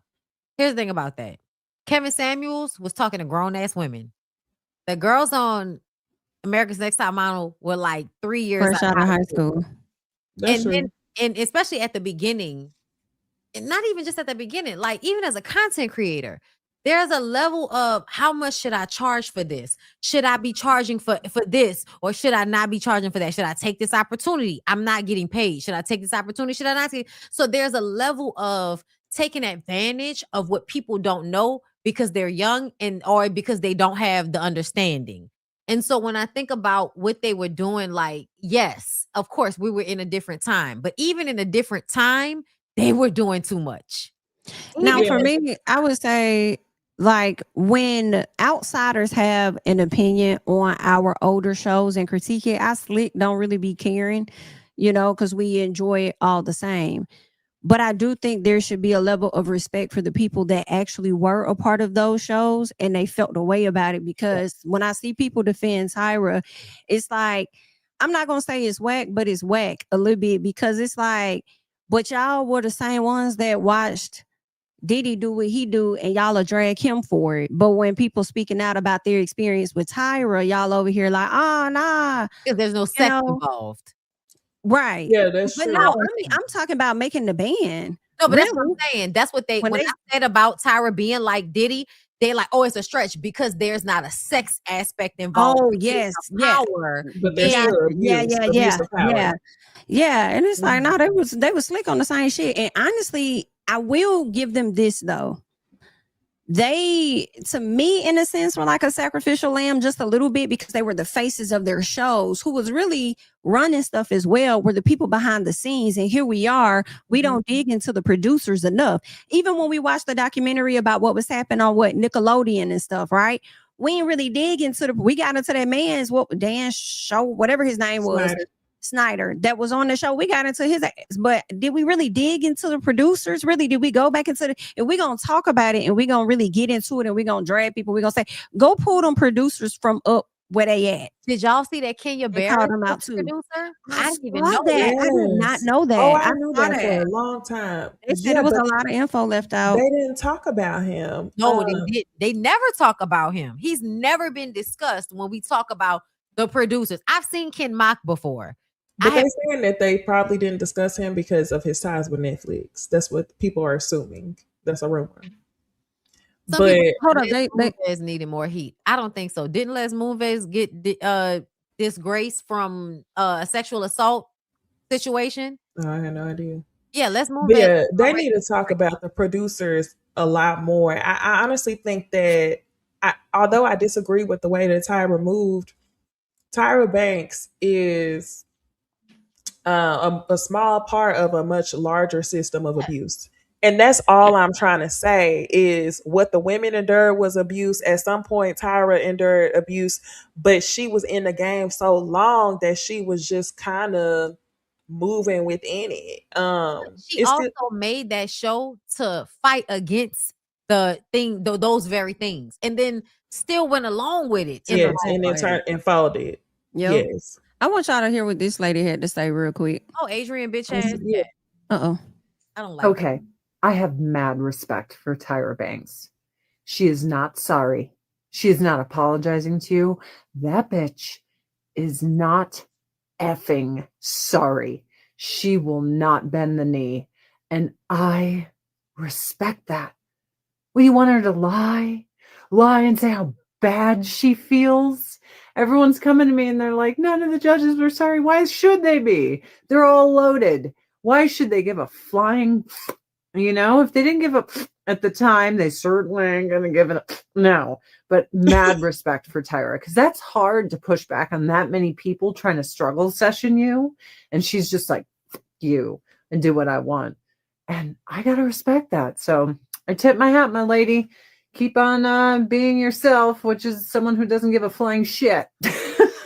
Now, here's the thing for me. Now, I do like that mentality, though. When most people be like, fuck you, I ain't finna change my mind because that's what you want me to do. But the thing is, if you're saying F you to us voices out here, F us, girl. But my thing is, when you got the people that actually experience the pain that you inflicted upon them coming to you or speaking out, saying that's who you owe something to. So when you like, I don't give a damn, I don't care, girl, not that's where the problem is, right? Because you don't owe us anything, but I do think something should be owed to those ladies, even if it is a conversation or my apologies or this is what was going on at the time. I thought I was doing what was best. Like that's definitely owed to them, in my opinion. But I'm surprised she had a conversation with Danielle after the fact and full out admitted to her that she knew she wasn't gonna be successful and had a difficult time. Yeah. She admitted that. Yeah. One of the other things I wanted to call out while we on the topic of this, they just came out, it's been a minute, but I say within the last 6 months, they came out with the documentary for The Biggest Loser. You remember that show was on at the same time? Yeah. They was eating Jillian Michaels' bitch ass up. Yes. And literally Jillian Michaels was the Tyra Banks of that show. Yes. So I think seeing that documentary and then turning around and watching this one, I just leaned more into, well, unfortunately, that was the entertainment industry and that was the culture of that time. But I do still think Tyra Banks is fucked up, and I do agree with y'all. I think that the people on the show, if they felt like they deserved an apology, yeah, she should give it to them, because they definitely came on the show specifically for her because she was a Black model who made it, and it seemed like she had positive intent, and she didn't. And she ultimately sold them out for her own success. Yeah. It was like they were really cast members for her own damn show. And let me tell y'all what had me on the floor, because I forgot about this. When Tyra was stepping with the Sigmas, I don't know if y'all remember that, and she was just flopping around all over the place, hilarious.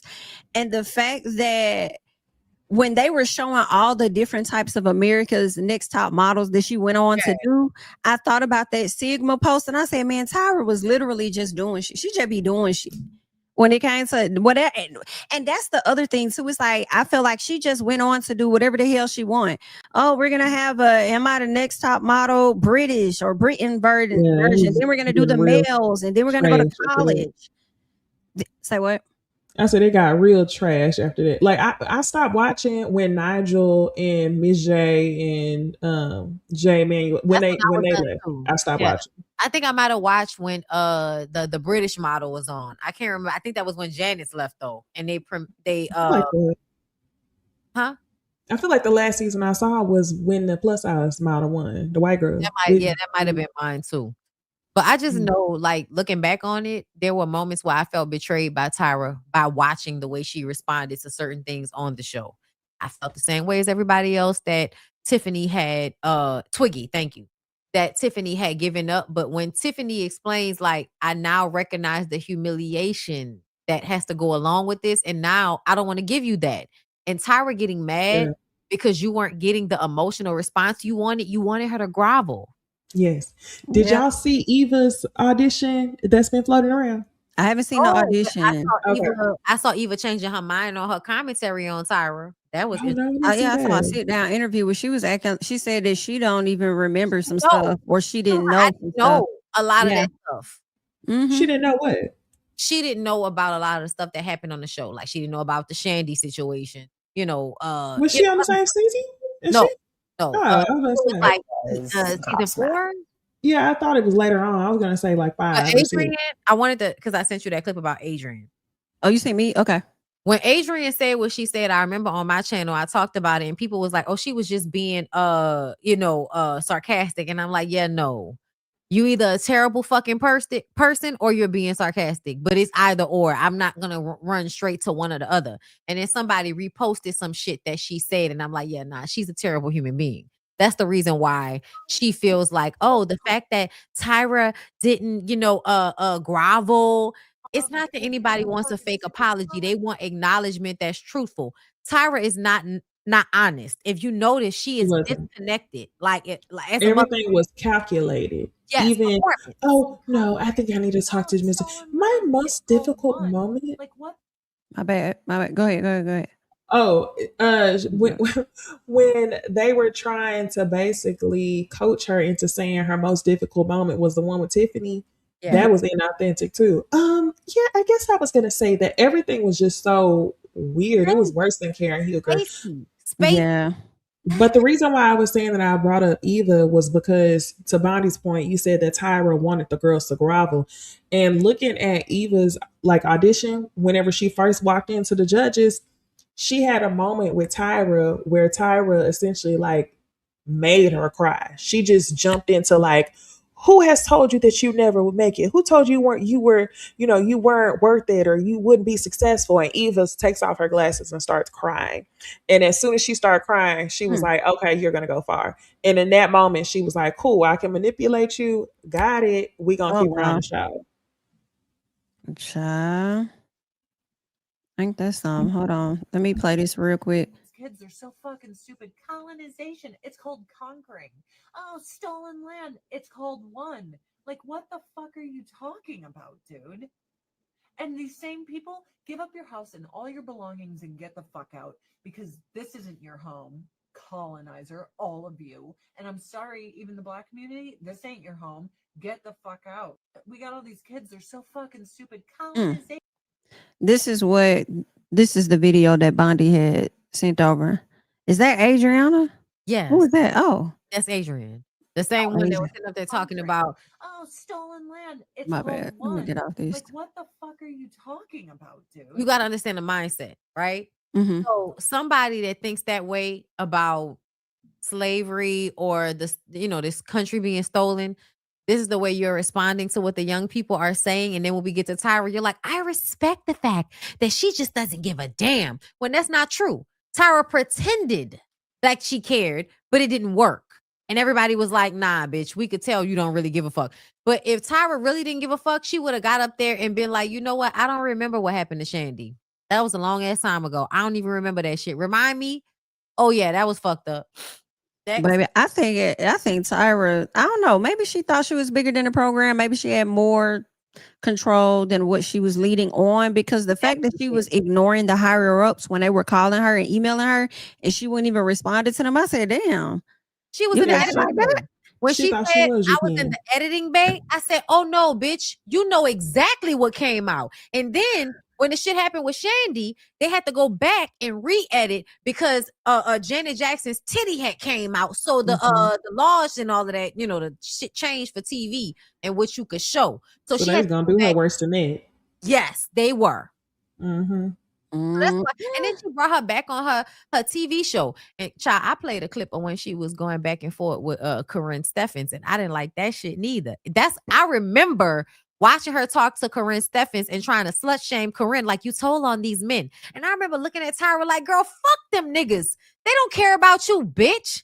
You another bitch to fuck too. You think you better than Corinne Steffens because you a model and she was a video girl? All them niggas want to do is fuck you too. You ain't better.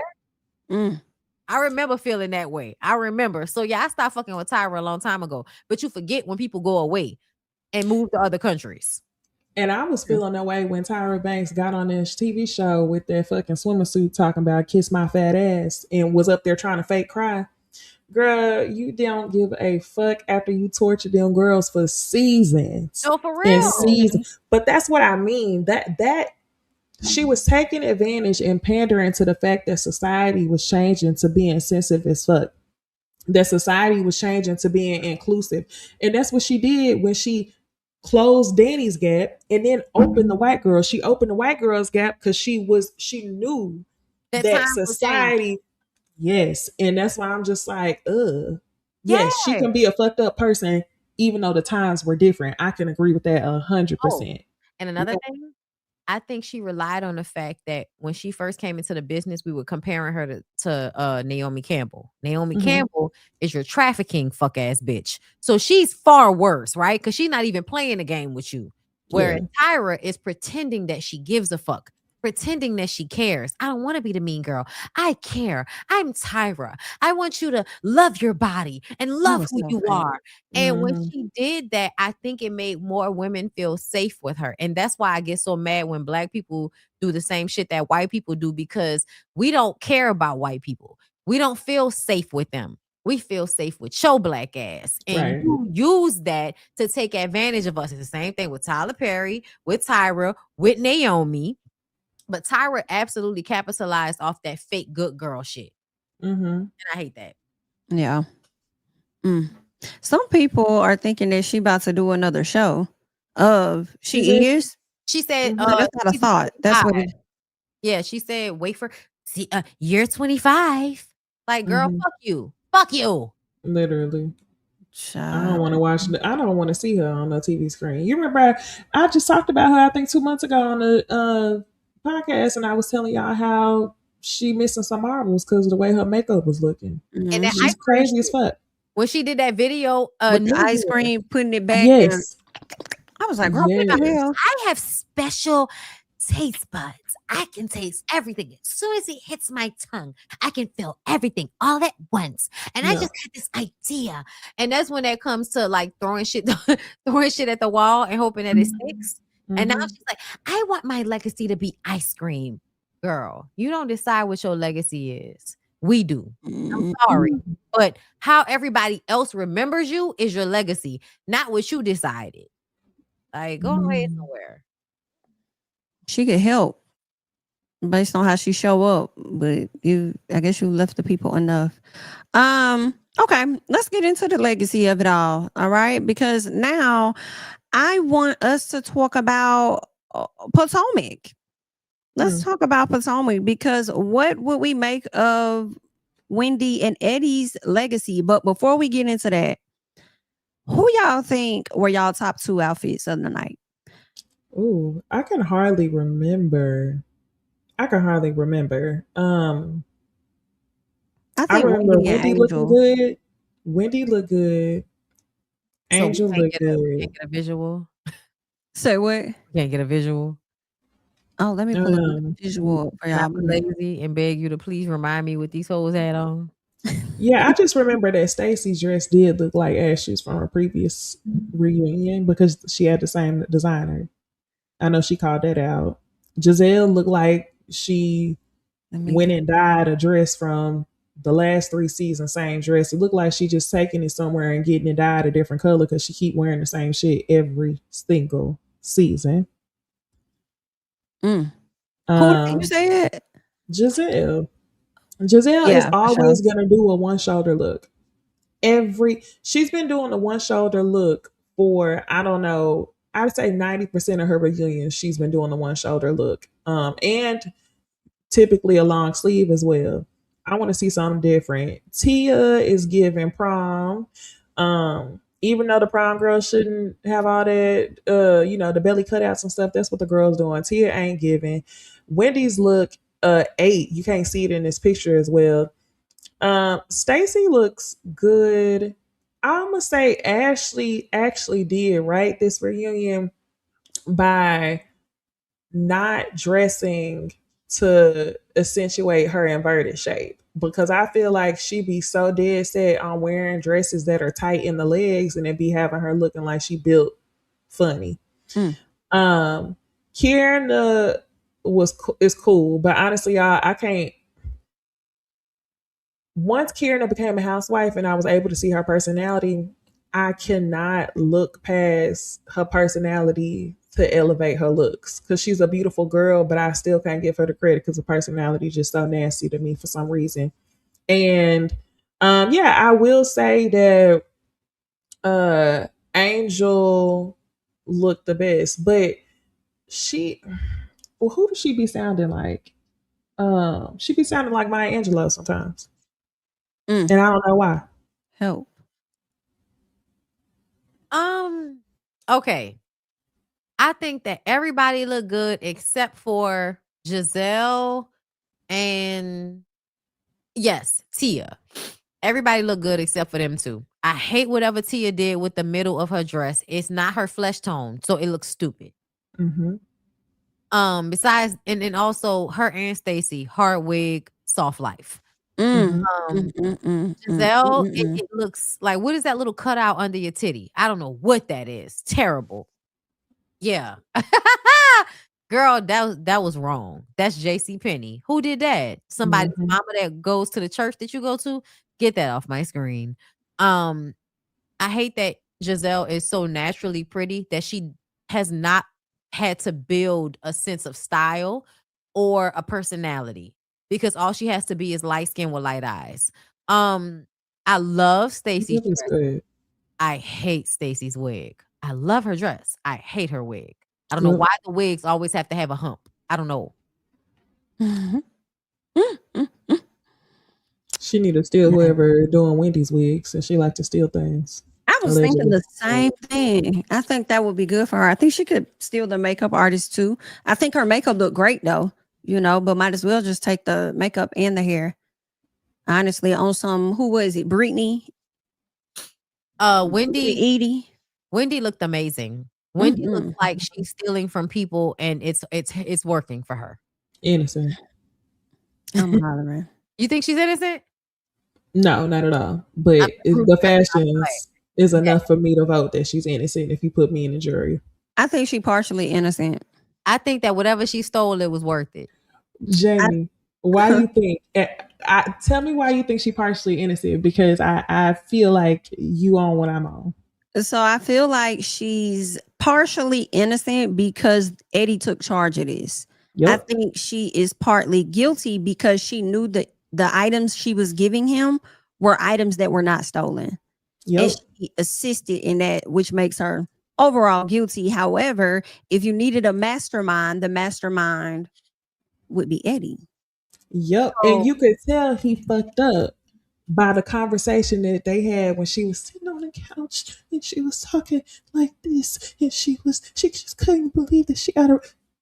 Speak up. I'm sorry. You was loud when y'all was scheming and frauding. Hollering. Are y'all saying that this is not her fault because she trusted her man? No, I'm not saying. Oh damn! Now we're going back to Fantasia. Yes, that is what I think that Eddie probably spearheaded it, and he did something stupid as fuck. Because what was we talking about last year? Didn't they say he was sending her emails? Yes, he was. Emails about what the fuck. Yes, he was the one that was on the phone. What they planned on doing together. So he's the reason why they going down. And he said something, and they sit down on the couch that almost made me like, it was almost something headed towards the direction of like, my bad, it wasn't those words, but it was an understanding of like, I fucked up. That's how I felt. Cameron, when he said he felt sorry for, about Cameron. It didn't have to do with the kids. It didn't have to do with the kids. It was when she asked him about do you think it's going to affect our marriage? Yes. Thank you. She said to him, or no. That's what it was. He asked her, do you think it's going to affect our marriage? And when he asked her that, I felt like he was in code, almost trying to say, well, when I go to jail, are you going to hold me down? Or are you going to forgive me for me putting us in this situation? Is how it felt. No. She asked him if he said it's definitely going to affect us.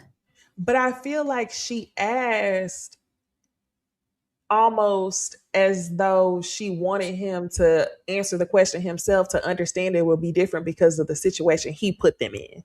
Correct. Because he said, I'm not the same and I won't be the same for a very long time. Because what you're thinking is what I was thinking when she said that. Yes. And here's the other thing.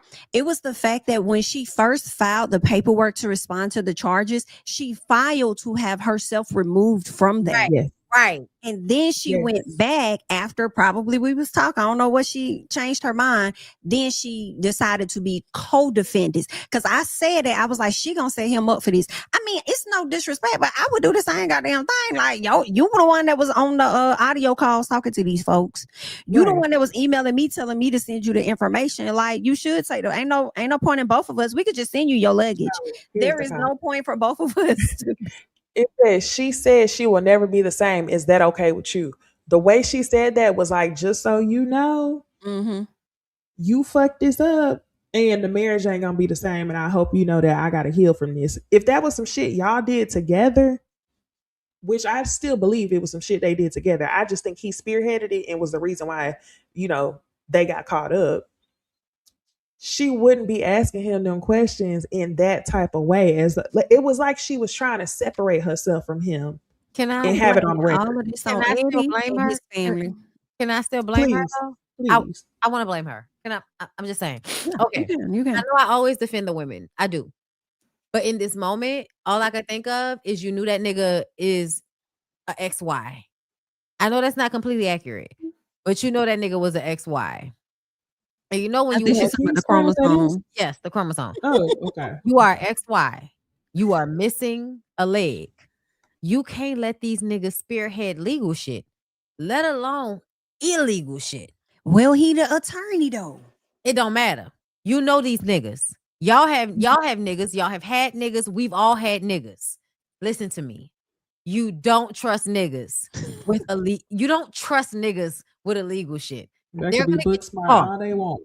Listen, you don't trust these niggas because they're dumb. And I hate to say it like that. Let me tell y'all something. This nigga can't hear me. He in there sleep. I love him dearly. I love him. Do you hear me? Do you hear me? I'd kill one of you hoes over that nigga in there sleep. But when I tell you I would never trust him to complete any type of fraud on my account, I would never trust him to complete any type of fraud on my account. Y'all hoes is crazy. I live with a nigga every day. I have watched that nigga leave shit open on the counter way too many times. Listen to me. Listen, we got into an argument this week because I listed 3 things that he has done over the course of us having his house. That means you fucking up and you can't act like I'm fucking up the way you fucking up. For one, you blew the microwave up. For 2, during a hurricane, you left the water on in the tub and the second floor flooded when the hurricane was getting bad. And then for 3, just this past week, you left a pin in my dryer and I had to clean out blue ink from inside of my dryer because I just wanted to dry my white shirt to wear for Mardi Gras the next day. So not you put a lyric out. Okay. Listen, I love him. I love him. I want y'all to hear me. I love him. The only thing he can do is call the insurance company and put him on speaker because you ain't talking to him. Put their ass on speaker. You got like fucked up. Get your ass back. All you can do is handle these things that happen. But my thing is this, y'all. You to do anything illegal. Wendy know, just like you said, that you can't trust a man to do it. But the thing is, bitch, she wasn't gonna do it herself. Block Brandon right now. Justice for Liz. I cleaned the ink out the dryer. Block him. Justice for me, motherfucker. Justice for me. I think that this is why Wendy had girl, I almost said lyric. I'm sorry. Y'all I almost said Wendy had lyric do it because don't do my husband like that. He better than most of these niggas. Let me be quiet. This is why Wendy had Eddie do it, because I think that that's a risk that she probably wouldn't have taken herself, but she was desperate enough to know that, like, okay, if it work, it work. If it don't work, he gonna take the blame for it. And she was cool with that. She knew. But you know what's interesting though? Eddie's family never trusted Wendy. And I think it should have been the other way around the whole time. It's always like that. That's why I don't nobody send this to none of my family, none of my husband's family, because then they're gonna think I don't love him. Because listen, I love him. Okay. I feed him. He's fine. Okay. He's a good plant. Please stop. Y'all, don't do this to yourselves. Don't trust men when it comes to illegalities. Even be 100% on the up and up, or do illegal shit on your own. But don't do it with niggas that you know gonna get you caught because they emailed you the information and you like, stupid. When she in the next room and y'all go to sleep to each other every night. Child, imagine how mad you were. But Eddie, baby, why would you email it to me? I'm right here. Oh, you know what? I gotta go back to Niecy point, and I mean, I think it was Niecy, maybe it was you, Bondi, maybe it was both of y'all. I gotta go back to my girl, maybe a piece of guilty, because see, here's the thing that I keep leaving out, and not a piece, is giving guilty. Like, y'all faked the whole robbery. Like, that's the thing. It's the faking in the very beginning and then followed it through. And this is why you're both having charges. And maybe that's what she realized before she tried to take herself off of that case at first.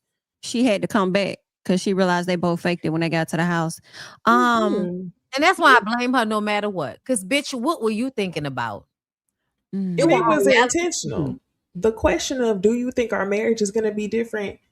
I feel like that was an intentional move to separate herself. You fucked up. You fucked up. So how do you think I should react to this, knowing that you didn't fucked up the church's money? Didn't they fuck up the church money? They'll try to blame you. They'll try to shift blame and act like, well, you was with it and you listen. That's why we was arguing. The nigga was acting like he didn't clean something. I didn't clean something, nigga. You ain't never cleaned a pin up out of that dryer for me. I'll stab you right now. You a motherfucking lie. You ain't. I don't write. All of my pens are up here. I don't put pens in my pocket, nigga. You are the only person with pens in your fucking pocket. I don't write. I have phones and shit. I type. I don't write. I type. I'm sorry, y'all. This was a very triggering moment for me. This here did interviews about the fake robbery. The way I forgot she did an interview about that shit, and it's like she did. This is that piece for me that it's like, damn, Wendy, like my whole thing is like a little bitch, you so foul. Like it's the interviews with the ring on for me. They going away. I hate to say it.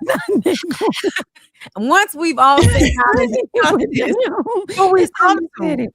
She must have a ding-a-ling of gold, but they gonna get caught. It's a conviction. And that's why she's sitting there talking with the baby voice like that. That's why the shit y'all did was so bold and so fucking stupid, just stupidly bold. That now you come to us whispering with the baby voice. And then went and talked. You thought you was Dorit. You thought you was Dorit. You thought what worked for Dorit was gonna work for you. You're not even light skinned. You're not even light skinned, bitch. Like, I might have been able to get away with this in a way that you couldn't. Girl, like what the fuck? And then y'all, are they immigrants? Right? Were they born here? No, I think they was born here. Look at it. Listen, that shit wasn't gonna go. It wasn't gonna go nowhere. Y'all, right. This is the reason why, as a woman, don't you ever do nothing illegal with no nigga. Look how people in the comments will be mad at you because you even said the shit out loud. I ain't even did nothing illegal. The nigga bust a pen in the dryer. They in the comments. Don't do lyric like that. Listen, that's why you can't do nothing wrong with these niggas because they gonna blame you. It's always gonna be your fault. Look at me. I love women in so many ways. And I'm still looking at you, Wendy, like this is your fault. Because why the fuck would you go along with this shit with that dumbass nigga? You know these niggas ain't smart. I think what makes this the worst thing as a supporter of Dr. Wendy on this show is knowing that Ashley Darby gets to sit her ass there feeling fulfilled, because the way Ashley gets a kick out of bad stuff happening to folks, it's like she already grinds my gears, but it grinds me even more. And it's like she wouldn't be able to do that to me because I would just keep saying, hey, it wasn't a sexual assault case. At the end of the day, my husband didn't grab nobody's nether regions, bitch. Wendy wasn't ready. Wendy should have been ready for that. Because I would have, when I tell you, you wouldn't be able to say nothing to me when it come to Ashley Darby, because it would be like, hey, my husband's not a predator, bitch. Everybody's okay. The insurance company and shit. Your husband was grabbing the ass of our cameraman. In fact, yeah, she definitely should have laid her on that, and then told her to make sure your man careful, because that house still is in the LLC. So if he fuck up over there, your house is gone, bitch. Okay, your house don't be gone. You don't own anything, Ashley. Barely on your forehead, bitch. Yeah, and she over there talking about she's scared and nervous. It's like, have you done something? Girl, is the statute of limitations still open for you and Michael or something? Say that part, because she said it's a real fear for me knowing that 2 of my castmates was arrested. Well, bitch, what's keeping you up at night? As long as you abiding by the law, what would you be acting like a kid? People probably allegedly. Listen, you fuck Cherie's son. Your husband is a weird ass, creepy ass nigga. You was too young for him, bitch. I put money on the fact that you probably out here doing some borderline creep shit. I don't think nothing else happened in the reunion outside of just those. They're talking about Stacey. Because to me, that nigga turned you into a creep. Like, you can't fuck a creep. Nah, she's a product of her environment. Just like somebody said it. Somebody said, one of the housewives said it. Who was it? Oh, Candace. Candace said in an interview recently that she believes that Ashley is a product of her environment. And I completely agree. That was a real classy way to say the girl was trailer park trash. Yep. Yes. Her mama was under a bridge with a nigga. Yeah, and that makes perfect sense, I think. And that's kind of why I have sympathy for Ashley in a way to where it's hard for me to say sympathy. No, when you think about the little girl of Ashley, her mama don't look like a woman that will protect her child from anything. Exactly. And Ashley is just somebody who had to get with this old ass white man to live the life that she lives now. So, and Ashley's success on Ashley is so smart that she's known what the fuck to do to stay on this show. And they also somebody mentioned in another interview, Giselle said that Real Housewives of Potomac wouldn't have been what it was without Ashley in the beginning. Yeah, because her ass is on the chopping block. Oh, at the beginning? That's why Giselle said that. Because it's the truth, though. She didn't even like the girl. Go now. Because she said, no. She said, I realized when we found Ashley, when we brought Ashley on this show, that's when we had something. Yeah. That sounds like, to me, Ashley ass on the chopping block. I ain't never seen Ashley do as many interviews her entire run on Real Housewives of Potomac as she has this season. They have been saying she's on the chopping block, but she probably is. You ain't bringing shit, and you ain't been bringing shit for a long time. I'm telling y'all right now, if people don't realize that Ashley Darby, I'm mad that y'all are making me go up for this girl like that. I'm so mad. Hold on. But you always do. So that's your girl. That's your, and I'm not mad at it. Ashley is my favorite housewife to dislike. And I don't think y'all realize that Ashley is that middle ground of toxic. And now that we gotten rid of Robin boring ass and we only got Giselle, the only other person that could replace Ashley in that type of way is maybe Tia. But Tia ain't gonna come with the craziness that Ashley likes to bring when it comes to like her dating or either her mama in her badass wigs and her sister looking like do it. But this show, Jassy will do it on this show, not in Housewives ether, right? Just on this show, yeah. Oh, okay. Because I was gonna say, I love nobody. I love to hate more than Portia. So Ashley, but the thing is, Portia's not really. Portia's not a villain, though. That's not her arc on her show. She's still likable. On Real Housewives of Atlanta, Portia's arc is not the villain. Portia's arc is the fun girl. She accused Candy of SA. She a villain. Yeah, but you see how they made her a victim. They made Phaedra the villain. Yeah, to me, she was still like Giselle is the villain and Ashley is the tag along. So it's like, while I don't fuck with Ashley individually as a person, I appreciate her role on the show, and she be really good Kiki. I think Ashley dope as hell as a person. Like, because when you hear Candace talk about them hanging out outside the show, they vibe. I said, I bet she cool as hell off the show. Vibe. But exactly. You ain't never lied. She fucking all the girls on the show. Yeah, she's turning them all out. Listen, and you know what? And in that way, I ain't gonna lie. Respect. But yeah, take all in a way that I'm the show for a season, and we'll see. We'll see. Fine. We'll see. Just give her a little break. Even if the season go down, I just give us a little break. Let Jassy step in and annoy the hell out of the people. They already don't like her anyway. So let Jassy do it. And she gonna already have her beef with Kiana when she call out the fact that she stole old boy from the wife. So they'll be fighting. Like something has happened. Somebody said, "Is Niecy okay?" And I'm laughing my ass off because I really need to go back and study it, because I started liking Ashley around the same time that I really started becoming part of Teen Twirl. What do they mean if you're okay? You're a Scorpio. This is perfect for you. Oh, to like the villain. Yes. I'm hollering. They don't know that's what it is. Scotty said, I like the villains. I thought it was me. The Scorpios love the villain. Okay. They are the villains in most people's stories. No, honestly. Not the miserable ones though, like Giselle. Not that she's a Scorpio, but the miserable villain. That's what I'm saying. The last show I'm going to ask y'all about, of course, is Married to Medicine. Was there anything that went down? Everybody's gay.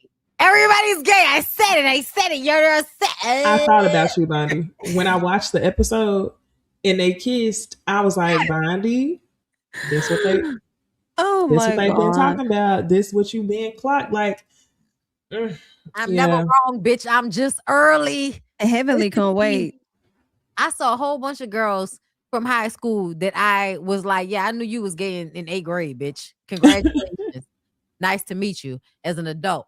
But no, y'all got to stop thinking that I just want people to be gay, so I'm saying it. That's what y'all think is happening. I'm not attracted to most of you bitches. I don't care if you're gay. I don't. But when I look at Married to Medicine, there is not a gayer, more DL show than Married to Medicine. But it's interesting because none of them seem. They all seem very masculine to me. Which is why she's saying that. Mimi, Contessa, Heavenly, Jackie, Simone, and then Quad and Toya are. I might not be masculine, but bitch, you can eat me out. Mm-hmm. What about Mimi? He say Mimi. He say Brandy. She be feeling masculine. Lavender. Her and the nigga. It's What y'all something thought about about King wanting the tea? Who? King wanted the tea. He said, "Get to the good part." Well, I'll just say this. King may not be sexually attracted to men. I don't know. But emotionally, he's attracted to men because anything about a woman, he doesn't like. He don't like women. Yeah, Period. he don't like women. You could tell he don't like women. Bitch, I don't like you. He does not like. I've been thinking the same thing, and I'm not saying he don't like women. Exactly what you said. I'm not saying he's gay, but I'm saying he don't like women. I wonder what his mommy issues are. Ooh. All I know is he a catfish face nigga, and he don't feel as confident as he pretends to be, and he enjoys negging Quad way too much. Mm-hmm. It's annoying to me. Like this episode specifically, I was like, how many times you gonna reference the fact that she cried?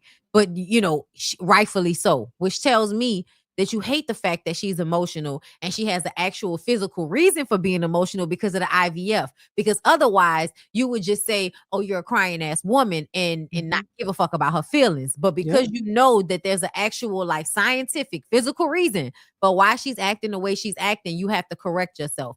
He an ain't shit ass nigga. And if Quad wasn't so, I hate to say desperate because I know Quad be watching me, but Quad, you are desperate for a certain type of image with a man. And the truth of the matter is, girl, they should just be eating your coochie and going home. Stop trying to wife him. That's where she should have left him. That's exactly where the fuck she should have left him.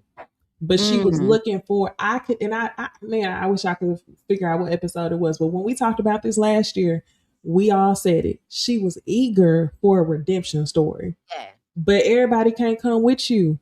King ain't the one who was supposed to come with you for the redemption story of I found a man, now I finally want to have his kid. That should have been somebody else. You deserve better. You deserve better, bitch. You can be better by yourself. Anything else about Married to Medicine? Toya and the whole Met Gala. Yeah, the Met Gala. Let me see.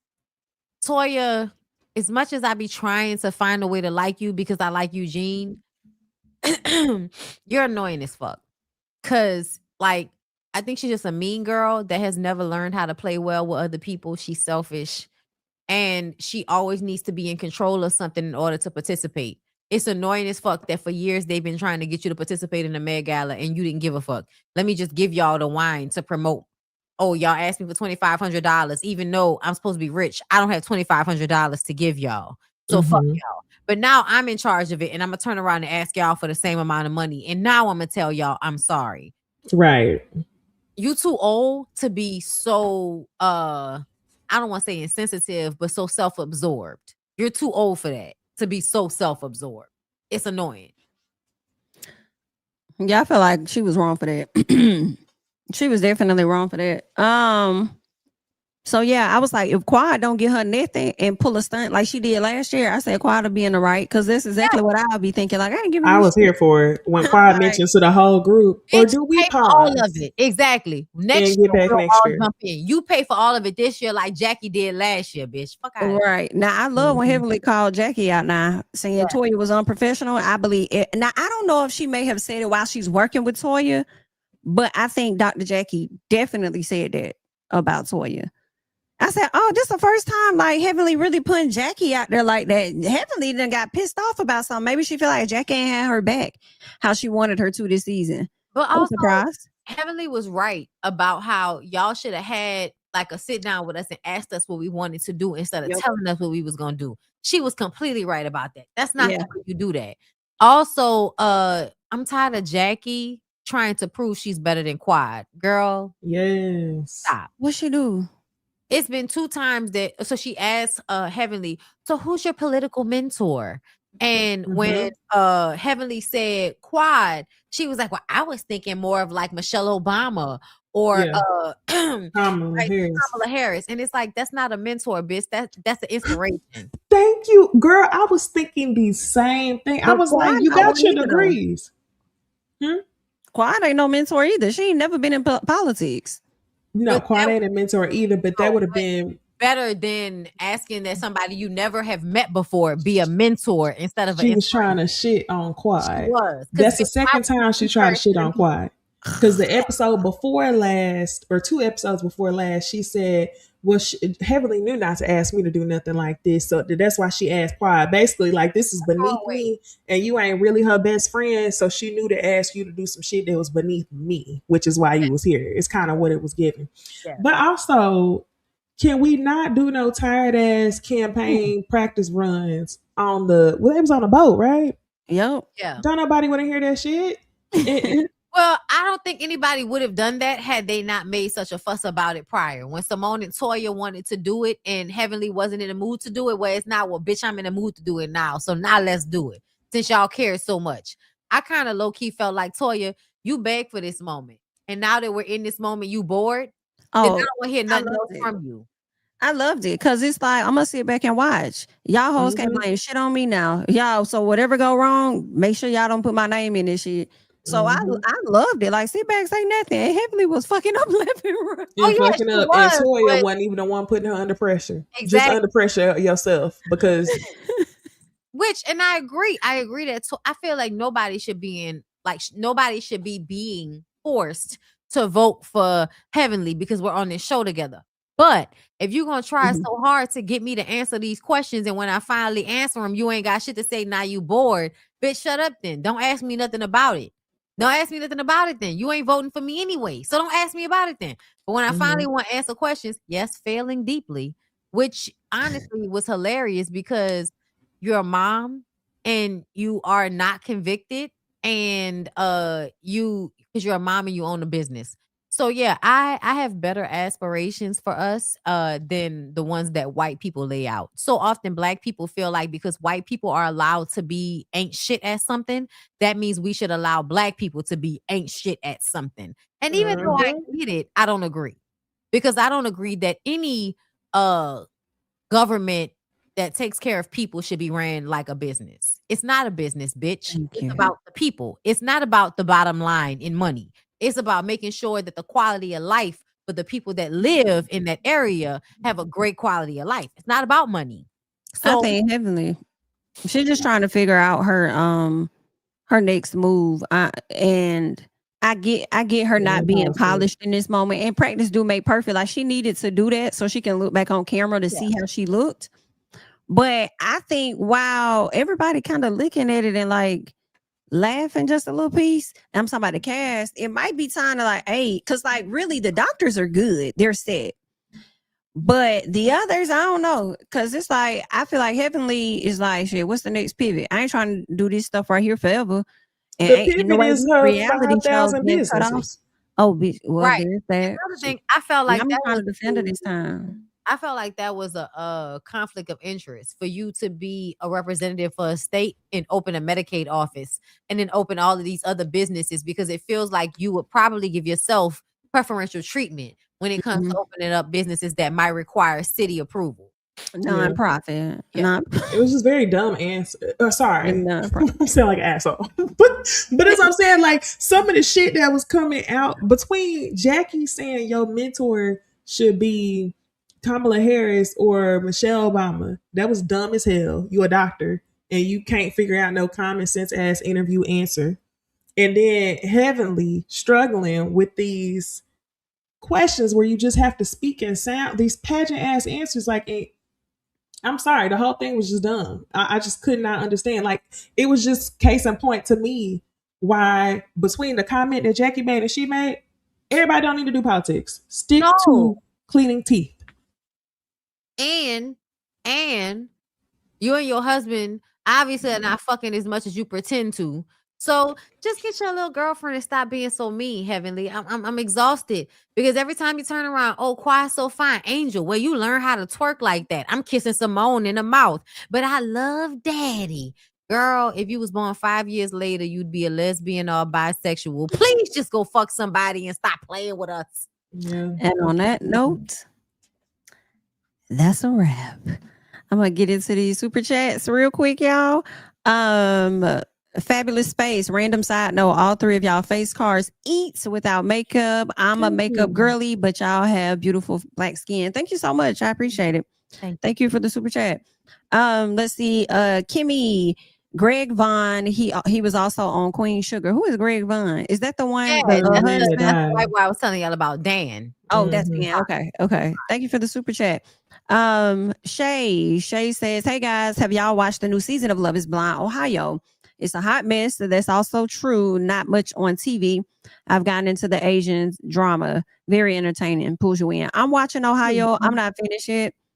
But yeah, it is entertaining right now. How many episodes in is it? I think it may be 9. They just dropped like 3 more, I think, last night. Yeah. Let's see. Okay. Thank you for the super chat, Fabulous. It says, why I was so confused. Tyra, usually when they do a documentary and it shows the person in a bad light, they aren't a part of it. Is Tyra okay? Like they dragged her and she told us watch the new season. Bitch, what? She missing her marbles. You think you above the program to where you can come on your documentary where you know you got shit on your face and you tell everybody no I don't, because there are people who are just fine. What the fuck? They wouldn't be here without me. That's exactly what it is. Thank you for the super chat. Another one, Chai, us Sag is down bad. Tyra Sag, Nikki, Stefan Diggs, Offset, bro, really? Even though I like her. Kiana from Potomac, Chai, what's going on? I don't like Glorilla. She a Trump supporter. Bro, Glow or bro? Bro. That fits. You begging your sister $2,500, but you a Trump supporter. Yeah, it's always people that's so poor. That's like him. It's like he don't like you. You're poor. Okay. Brandon, thank you for the super chat. Y'all been on one tonight. Justice for Fantasia's report card. The views and opinions expressed in this broadcast is not mine, Fanny. Thank you for the super chat. Reese, did I say it right? Or Reese? Thank you so much for the super chat. Hey y'all, I hate I missed the majority of the live. It's all right, girl. Go ahead and catch playback in the playback. All right. Thank you so much. All right. Let's see. Okay. Thank you guys so much for joining us tonight. We about to go ahead and get up out of here. All right. Make sure you guys are following us on all social media platforms. Okay. All of the details are listed right here. Okay. We is out this thing and we'll catch y'all in the next one. Bye.